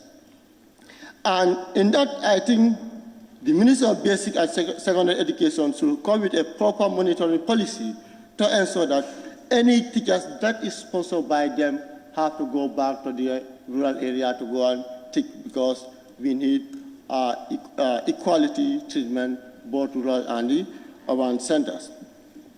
And in terms of youth empowerment and development, Honorable Speaker talked about poultry farmers. But I think that entrepreneurship development is key to reduce unemployment rate in this country. Point of order, Honorable Speaker. Yes, Honorable Member. The Honorable Member. The Honorable Member for Kiang West just addressed me as the Honorable Speaker. Am I taking your position now? Thank you. Sorry for that, Honorable. Sorry for that. Yeah, so Honorable we Member. believe that... Honorable Member, you may want to withdraw the address. Honorable, but I have withdrawn. Of Serekunda, I have withdrawn. Thank you very much. Don't be worried, I will not also be sent out, right? The issue of entrepreneurship development, I feel like, Honorable Speaker, there should be that assessment by the government of the Gambia. Those that are doing poultry, let them be empowered. Those that are doing agriculture, let them be empowered. And those that are involved in fishing and other innovations, let them be empowered. If that is done, then I believe that employment will be a thing of past in this country. And again, coming to the human capital development, in my constituency, Honorable Speaker, we don't have any skill training centers. And these have forced a lot of youth to move from Kiang to other parts of the Gambia, or especially in the urban centers, to go and learn skills. And I feel that it is very important for us to have skill training centers in my constituency so that they can stay and also learn skills there. And before I conclude, Mr. Speaker, the Ministry of Youth and Sport has built Midi Stadium in Kiamis, and it is credit for them. But what we are lacking there is that we need other facilities, such as a venue for volleyball and also basketball and other sporting activities. This is also should be looked at in order when we are making our recommendation. And in terms of forestry, illegal logging and bushfiring is another problem in my constituency. And sometimes that we do not cause the bushfire, but it is coming from our neighboring countries, Senegal or Casamance, and it enters to the Gambia. And I feel like there should be proper mechanism of monitoring our forestry, that is the Kiang West National Park and the German forest that is there, in order to protect our forest and also our wildlife, our animals in the bushes. So these are some of the things that I feel like we should also look at. Honorable Speaker, in terms of youth empowerment, we have a lot of young people that are involved in volunteerism.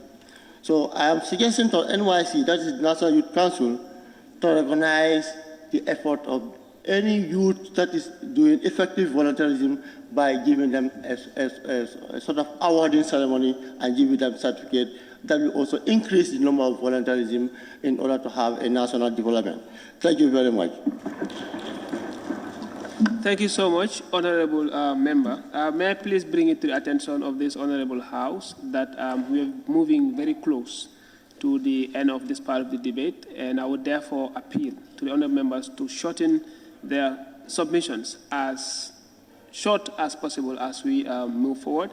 And on that note, I would want to invite the Honorable Member for Upper Salon.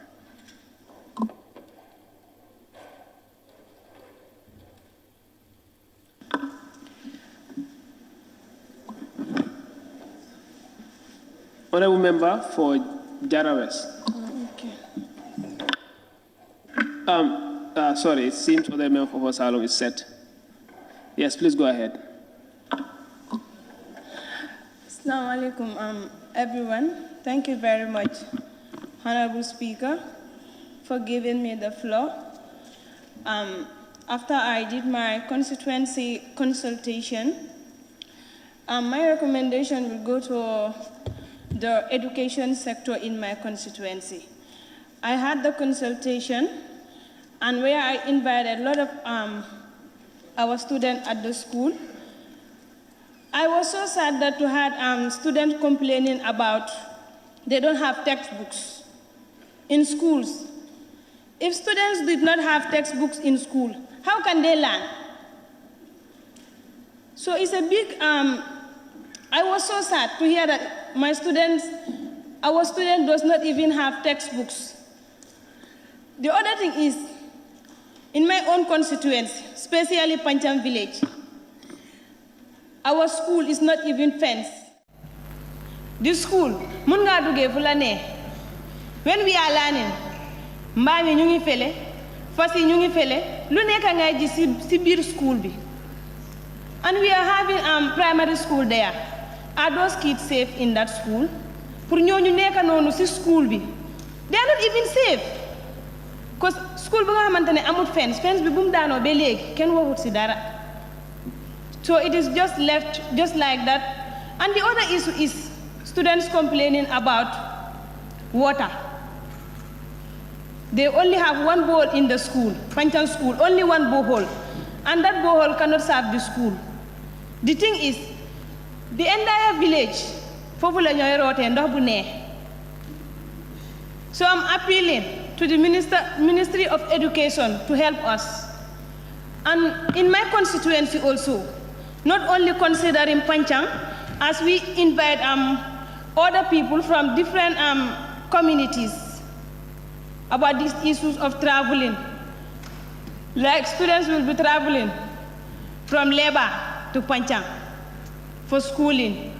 So it's so heartbreaking that students are still struggling to travel from this school to another to seek for education.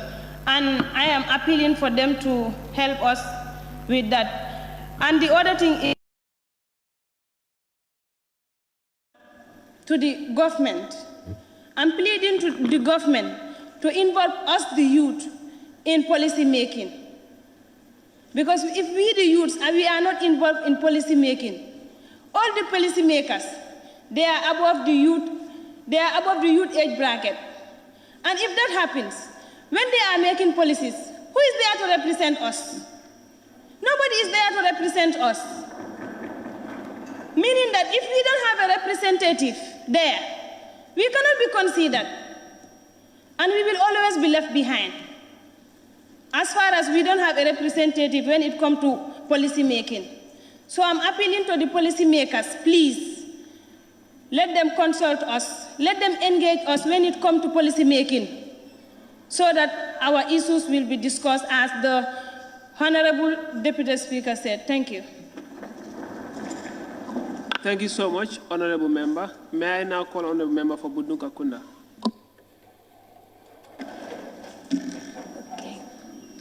Honorable Speaker, first I am going to talk about, like everybody is saying, the government is not taking us seriously. The government is not taking the youth seriously. Like, why will the government take us seriously if we are not taking ourselves serious? I will first start with the consultation. If I can remember, we are asked to do our regional consultation or constituency consultation. Ñaata nit si ñun ñoko def? Just few of us that you can count. So meaning we are not taking ourselves seriously, then no one will take us seriously. The saying said, practice what you preach. You cannot preach what you practice. If you don't preach what you practice, then no one will follow you. So the other thing that I will talk about is about the educational sector. Like Honorable Speaker, as a young girl growing up and starting your schooling in nursery 1, up to grade 12, grade 12, you know how you struggle during your WAS exam to pass the exam. Pass exam, and with your good results, now you want to enroll in the University of the Gambia. You don't have anyone to pay for you. The payment for the university is expensive. It's very, very expensive, and not all of us can afford it. So it's better we use the private institution to further our education than using the University of the Gambia, because now the private institutions are more cheaper than the university. So the government needs to look into that. If we still want to continue with this payment in the university, this huge amount of money, then it's something else. Most of us will be dropped out, and we will not see any solution than using another way. So obviously I will go and use something else. And as far as I start my schooling from nursery 1 to grade 12, after grade 12, I did not have anyone to help me. Obviously, I will use the bag way or do any other thing, or even sell drugs to be able to do what I want. Honorable Member, bala ñu nga leral fofu non. Ndax ñaka liggéey ak ñaka am kula fayal ndax lool mo wara tax nga dem bag way wala nga jaay drogue bala ñu nga leral fofu. Okay. Basically, I am not saying if you don't have anyone to pay your school fees, you should go and do this. These are possible things that are happening in our country. We have a lot of drops out that are so intelligent, but so buy a school. Like if you are used to going to school and you don't see any ways that you will go to school, what are you going to do, honorable members? Obviously, find a solution. Wala nga hol fo xamantene ding fa am xaalis. So it is. And the other thing is, Honorable Member, sa wax bi leerut de. Dama bëgg nga leeral ne nga ñaka am xaalis wala am kula fayal warta tax ngay jaay drogue wala lool waru tax ngay jaay drogue. But what I'm saying is these are possibilities. These are possibilities. Not having someone to pay your school fees doesn't mean that you should go and sell drugs. But these are possibilities. Because obviously, if I'm not going to school, I'm not doing anything, I will always go and find a way to get money. And that's the hard fact. Honorable Member. Point of observation. Honorable Member, please use the right way. I want you to be very specific that if you're to find a way to get money, it should be the right way. Yeah, it should be the right way. But what I'm saying is, these are possibilities that can happen. Yes, there are possibilities. Because amulo kula fail, you should use another way, and then you neka way bo xamne nekul way bo wara use. Yeah, but still these are possibilities.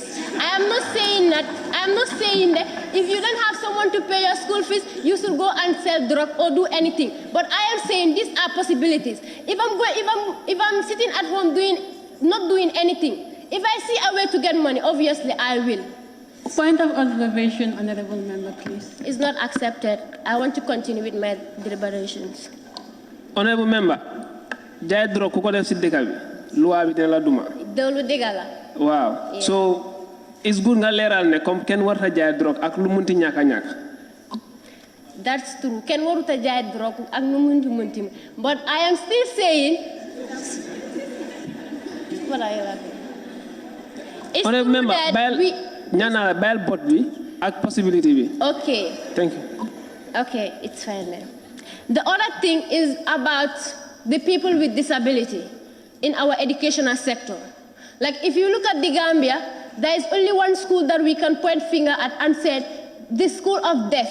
That is, in fact, is very specific. It's for the deaf. So meaning... Point of order. Yes, Honorable Member. As it is, there is not only one school for the deaf. As much as I see the point you're going to come to, and it is something that interests me, but as of now, we have 4. 2 that are actually very specialized for only deaf students, and then 2 that have, like, it's general, but then they have actually inculcated a special place for people with hard of hearing.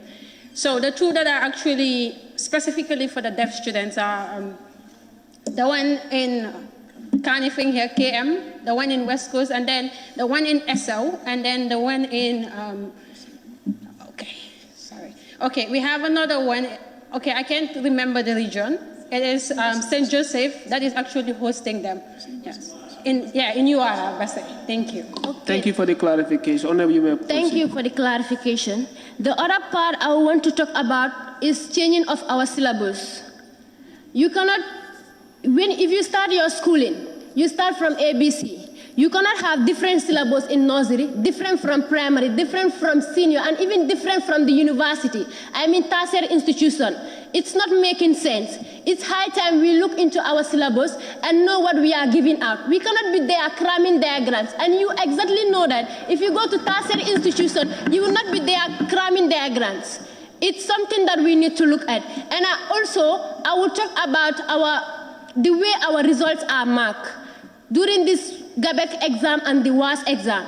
It's confusing. You will sit for your exam and you will be so proud that, like, you will be sitting with home, results again, I will make it. So all of a sudden you take your paper and see something else. It's crazy. The government or the Ministry of Basic Education need to look into that if we want our country to be developed. Thank you. Thank you so much, Honorable Member. Honorable Speaker. Honorable Member please, you can only ask for my permission to speak by raising your tag. I know you're quite frustrated to talk. Honorable nominated member for Banjul. Thank you, Honorable Speaker. Honorable Speaker, a plan for the youths without the involvement of the youths is not for the youths. The National Development Plan, I just can't understand if they try or not, because we are still repeating those issues every time we resume here. Honorable Speaker, we must be the priority, yes, so that's what they should put first when it concerns the youths. Honorable Speaker, what I'm coming to speak about, it concerns everybody, but specifically, I'm talking about my region, the schools that are being closed just for business purposes. Honorable Speaker, I will give an example in Banjul. There's a school in Banjul called Muslim High School. It has been closed for business purposes, I would say. The ports were the one who have that connection with the school. I don't know if the government is involved or not, but they have just sold that school. And they know that it is beneficial for those who are crossing the ferries to come to Banjul to further their education. Honorable Speaker, I am saying that, in short, def nañ ko benn yoon kon buñ ko ñaar loolu rek lay ñaax government. Thank you. Jërëjëf, Honorable Member. I will take Honorable Member for Jara West. Good afternoon. Honorable Speaker, I will not say much because I think what I wanted to say have been said already. But I want to deal with the issue of undergraduates, the university students that are graduating from the university and have been seated for years just to secure a job for themselves, or even there will be a second choice or an assistant to someone who is older than him or her, just because in the name of we are just new in the system, I don't think you can do this. We will just attach you to someone. If that person left and someone also who is older than you will come and you will be an assistant to them. I don't think that will be something if we want a national development for ourselves. We cannot address the issue of unemployment. Employment here means not even government alone can employ everyone. I went to Staples the last time, Staples, where they do sell these materials, the office chairs and stuff. I went there, the whole place were like only the nurse, or is it nurse or Lebanese? And I asked, sorry, kuneka fi ku hamantene ni kunyula. He said, excuse me, hana ni kunyu mo fi mo. I said, wow. Hana ni kunyu mo fi mo. And the only nekunyul we have here is the cleaners. Manelol purlan. He said, because Lola is better because our job here, niak. I said, no. The government need to have policies that need to address this issue. If anyone wants to operate in this country here, at least maximum of 10 Gambian youths have to be in the top front. Like, we cannot be cleaners. No, we cannot be cleaners. Sorry, Honorable Member, I want to be sure. You want to say maximum or minimum? Maximum, at least minimum. Minimum, okay. At least minimum should be 10. But the only nekunyul that we found there was the cleaners and the other stuff, and the other mini, or low position that we had. The check writer was a Nar or Lebanese. Who again? The top rankers were the nurse, as if we are just nobody. And those people, we negotiate with them. At least the government has to have a very good policy whereby this will guide us or guide them to at least employ some the Gambian people that are in that business sector, so that at least we can have employment for ourselves, and at the end of the day, we can use that to develop ourselves. You cannot just come and operate in our country and you said you will take you as cleaners. As in what? As in what? And also, the security sector too. The government has to invest more in our security. And also, our music and movie industries. Our movie in Nigeria, the richest, I can say individual richest are the movie producers, movie actors, singers. They are developing. Because of that individual development, the country too is at least ahead.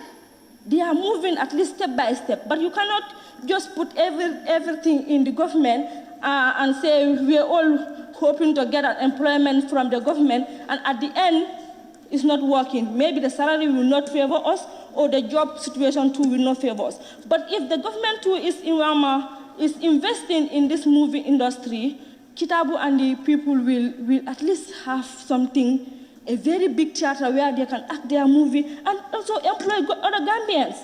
The government alone cannot do this employment, and for national development to happen, they have to invest more on youth. Thank you. Thank you so much, Honorable Member. I will now call on Honorable Member for Latrikunda Sabiji.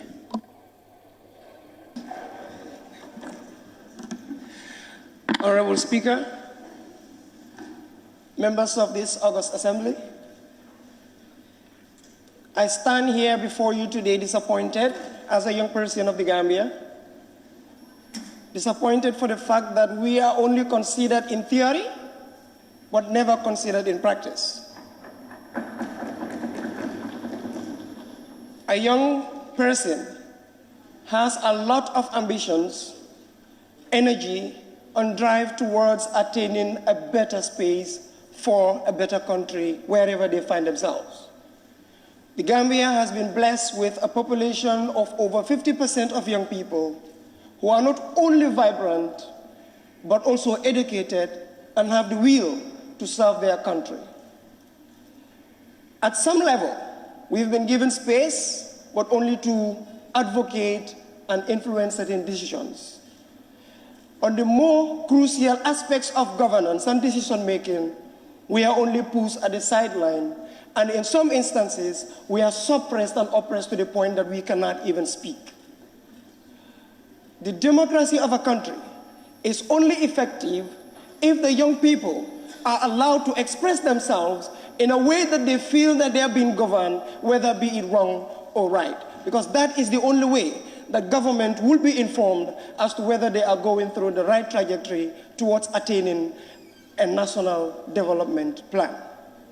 And this brings me to say that we can only progress as a nation if we consider each other as brothers and sisters in development, and to also ensure that we come together and combine our efforts, listen to each other, extend our arms to be able to be more gracious and compassionate. It is the only way that we will be able to convince the state or the actors in the state that we put as our representatives so that they will be able to hear us. But if we stand disunited as young people, it will be very difficult for us to influence policies, much more decisions that are being made on our behalf. Honourable Speaker, can I observe the honourable member? As I was saying, to ensure that we have a more vibrant and productive nation towards a development that includes everybody, we as young people and actors that are representing our voices and our interests in various sectors of the government agencies and parastatals, and of course the private sector, we need to ensure that we do not forget each other too as young people. I am disheartened to feel that there was a time in the past that myself and some other honorable members of Kanifing Municipality, in commemoration of the International Youth Day, came together to be able to meet our brothers and sisters within the Gambia prisons. Because these are people that are always forgotten. Let us not forget that the prison is being established for correctional activities to be done so that the states will be able to have a more vibrant young people, irrespective of the mistakes that they may have, done in the past. However, it is not a place that we all yearn to be, but it's a place that any of us can find ourselves due to circumstances. But in the quest to commemorate this International Youth Day, we met people that we thought would be in a better position to stand for us and assist us to be able to attain this particular activity and make it a success, only for us to meet nothing but a wall of false generosity. And this is a very crucial thing that is disturbing our development as a state. People will give you commitment, give you high hopes, only in the latter hour for them to come and say, we are sorry, but we cannot do this. Or they will just stay mute and silent to ensure that your plan for what you want to do would fail. Honorable Speaker. Point of observation. Please allow me to go on. Okay. Honorable Speaker, it is in this country that we stood as young people and felt that we have been underrepresented. And then young people came together with the support of few other agencies and international organizations that we started the Not Too Young to Run initiative. Is it going to be a threat for government to try to enhance that particular initiative and even go as far as institutionalizing it, which will go a long way to ensure that young people are motivated towards taking part in crucial decision-making platforms that has to do with the national development of the country? Let me say this, that a national development plan that only speaks about the young people vaguely, on theory, would be a national development plan that will only seek to enrich the pockets of a few and push others into a life that will be very, very miserable.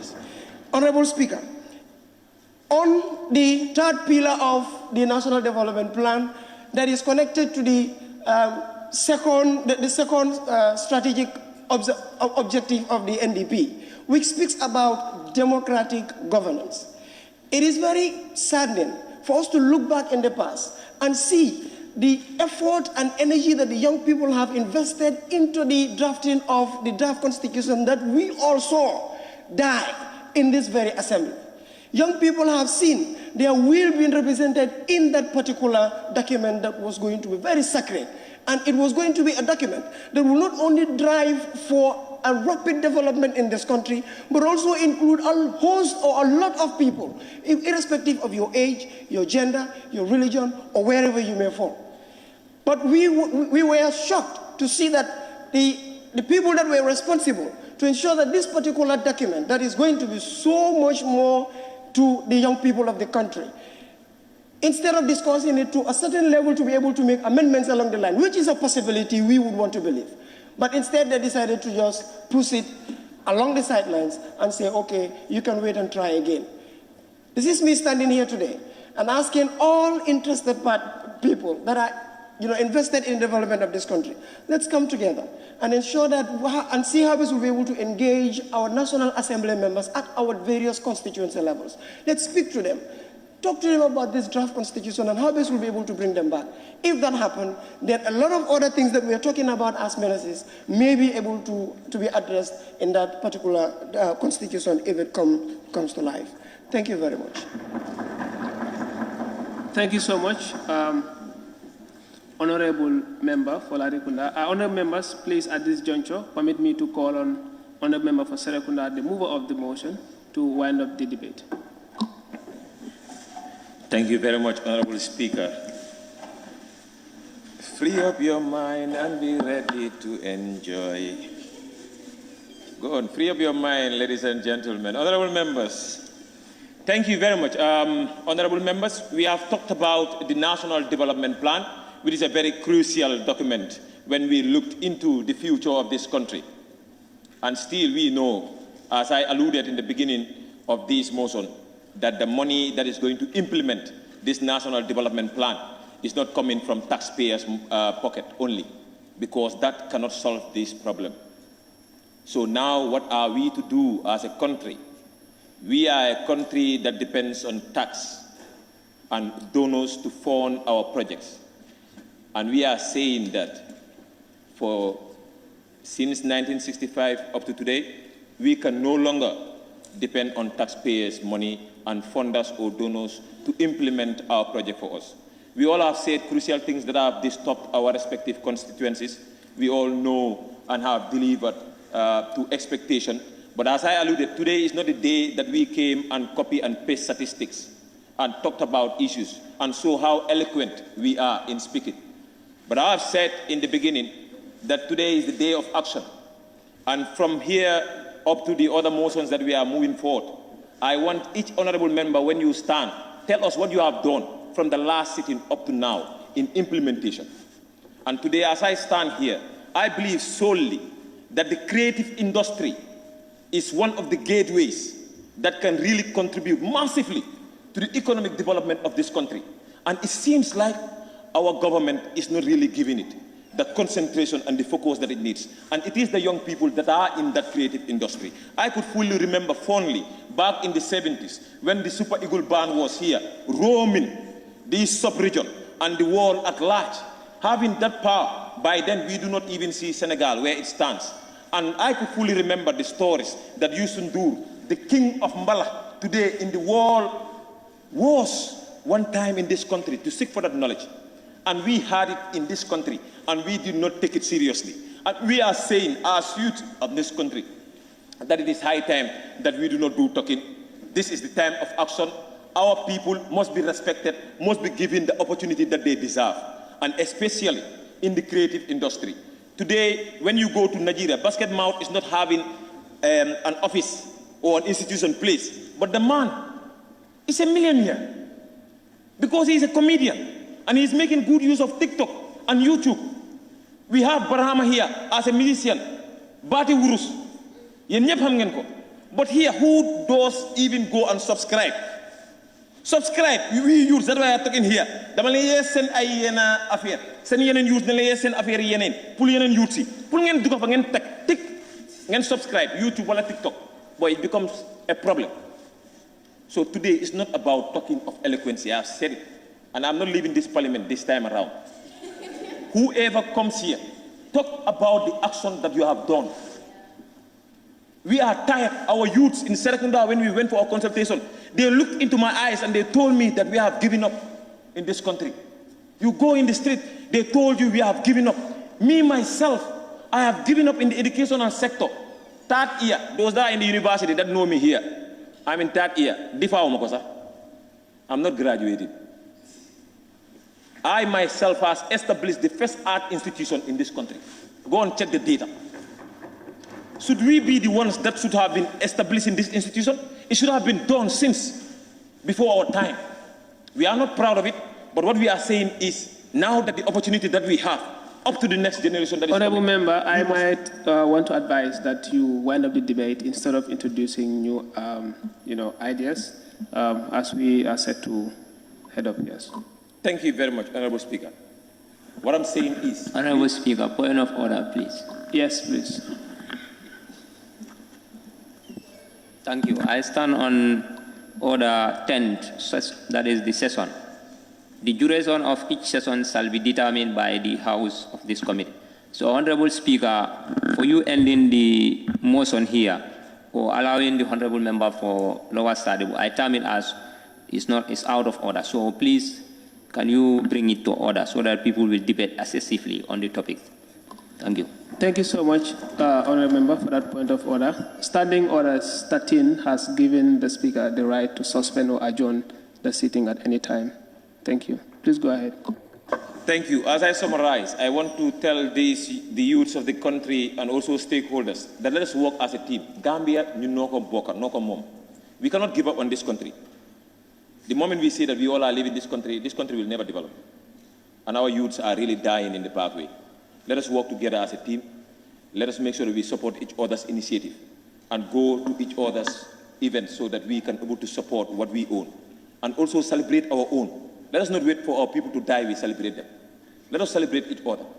And let us make sure that we go back to our constituencies and have this engagement with our people and implement the policies. And a recommendation to the government too as well. Let them build our industries. Let them build industries. Let them go back to Saro and revive it properly. Let them go to the Jahali Pacha and revive it. Let them go to this factory that is here around the Denton Bridge that I cannot name. Let them go and revive this. These are things that we know can really bring back the lives of the people.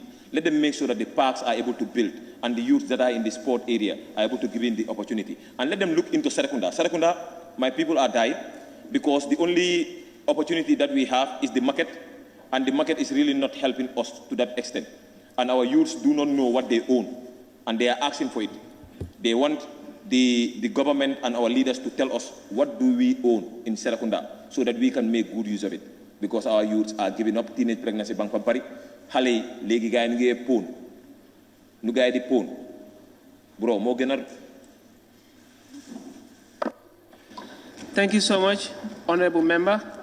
Honourable members, I now put the question. It has been moved and seconded that this Honourable Assembly do adopt the resolution on the government to prioritize youth in all aspects of the recovery-focused National Development Plan, NDP 2023 to 2027.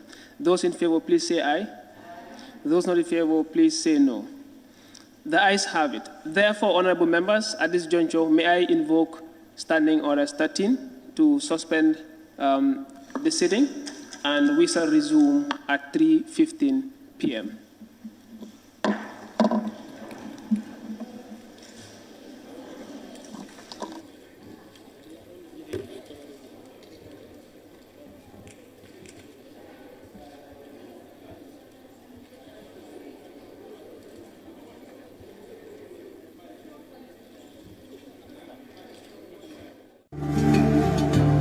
Islamic microfinance is becoming an increasingly popular mechanism for poverty alleviation, especially for developing countries around the world. This microfinance service adheres to the principles of Islam as a form of social responsibility. Yona Islamic Microfinance is the Islamic microfinance of choice in the Gambia, trustworthy and reliable. At Yona Islamic Microfinance, we provide savings products, current accounts, financing products in conformity with Islam. In addition, Yona Islamic Microfinance also offers local and international remittances, Takaful Fund, management of Zakat, management of Awqaf, trading and investment, and building of strategic partnerships to bring financial services to the doorstep of the poor with donor projects, madrasas, youth organizations, women groups, and farmer organizations. Make a choice with Yona Islamic Microfinance today. For more information on Yona Islamic Microfinance, call 377-2151 or 9832-151 or visit Yona head office at Tipa Garage, Bakote, or visit any Yona branch located countrywide near you.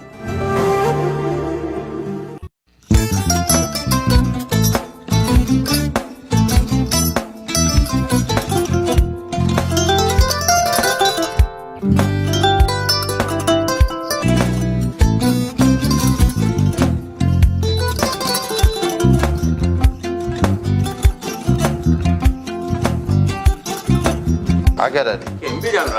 Albaka. Yo, nga transfer la sto. Ya transfer la sto. Ha, code nyenje. Okay. Nsila ID soto. Sa soto. Sorry. I get it. Bijan bro. Albaka. Mbaka. Bara alla service o tariya. Mbare. Mo ki janna nun kunu bara tariya. Jannom yona forest de bureau. Gambia tonkon na no mbari ya bere. Birim koyna fo kato. Bari si kodo kino kato nim fo bolong blabe. 56 branches mola sota Gambia jam. Ha?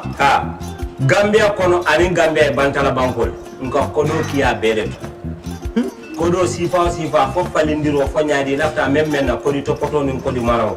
Jannam number 1 di nyonta. Andum fana nata anoda enterprise sotale. Wala nyindi ko domorol fana kol fana be firale de dadi mani domorol di fana beteat. Gambia dawda yalo ma fa kendol sotale di. Wo mo yo diat. Apelenta ni wo ka ni lafta nyelen kendol e binaji. Yalo bukani na ko la baraka ba. Yalo ndel chosano lo. Abaraka.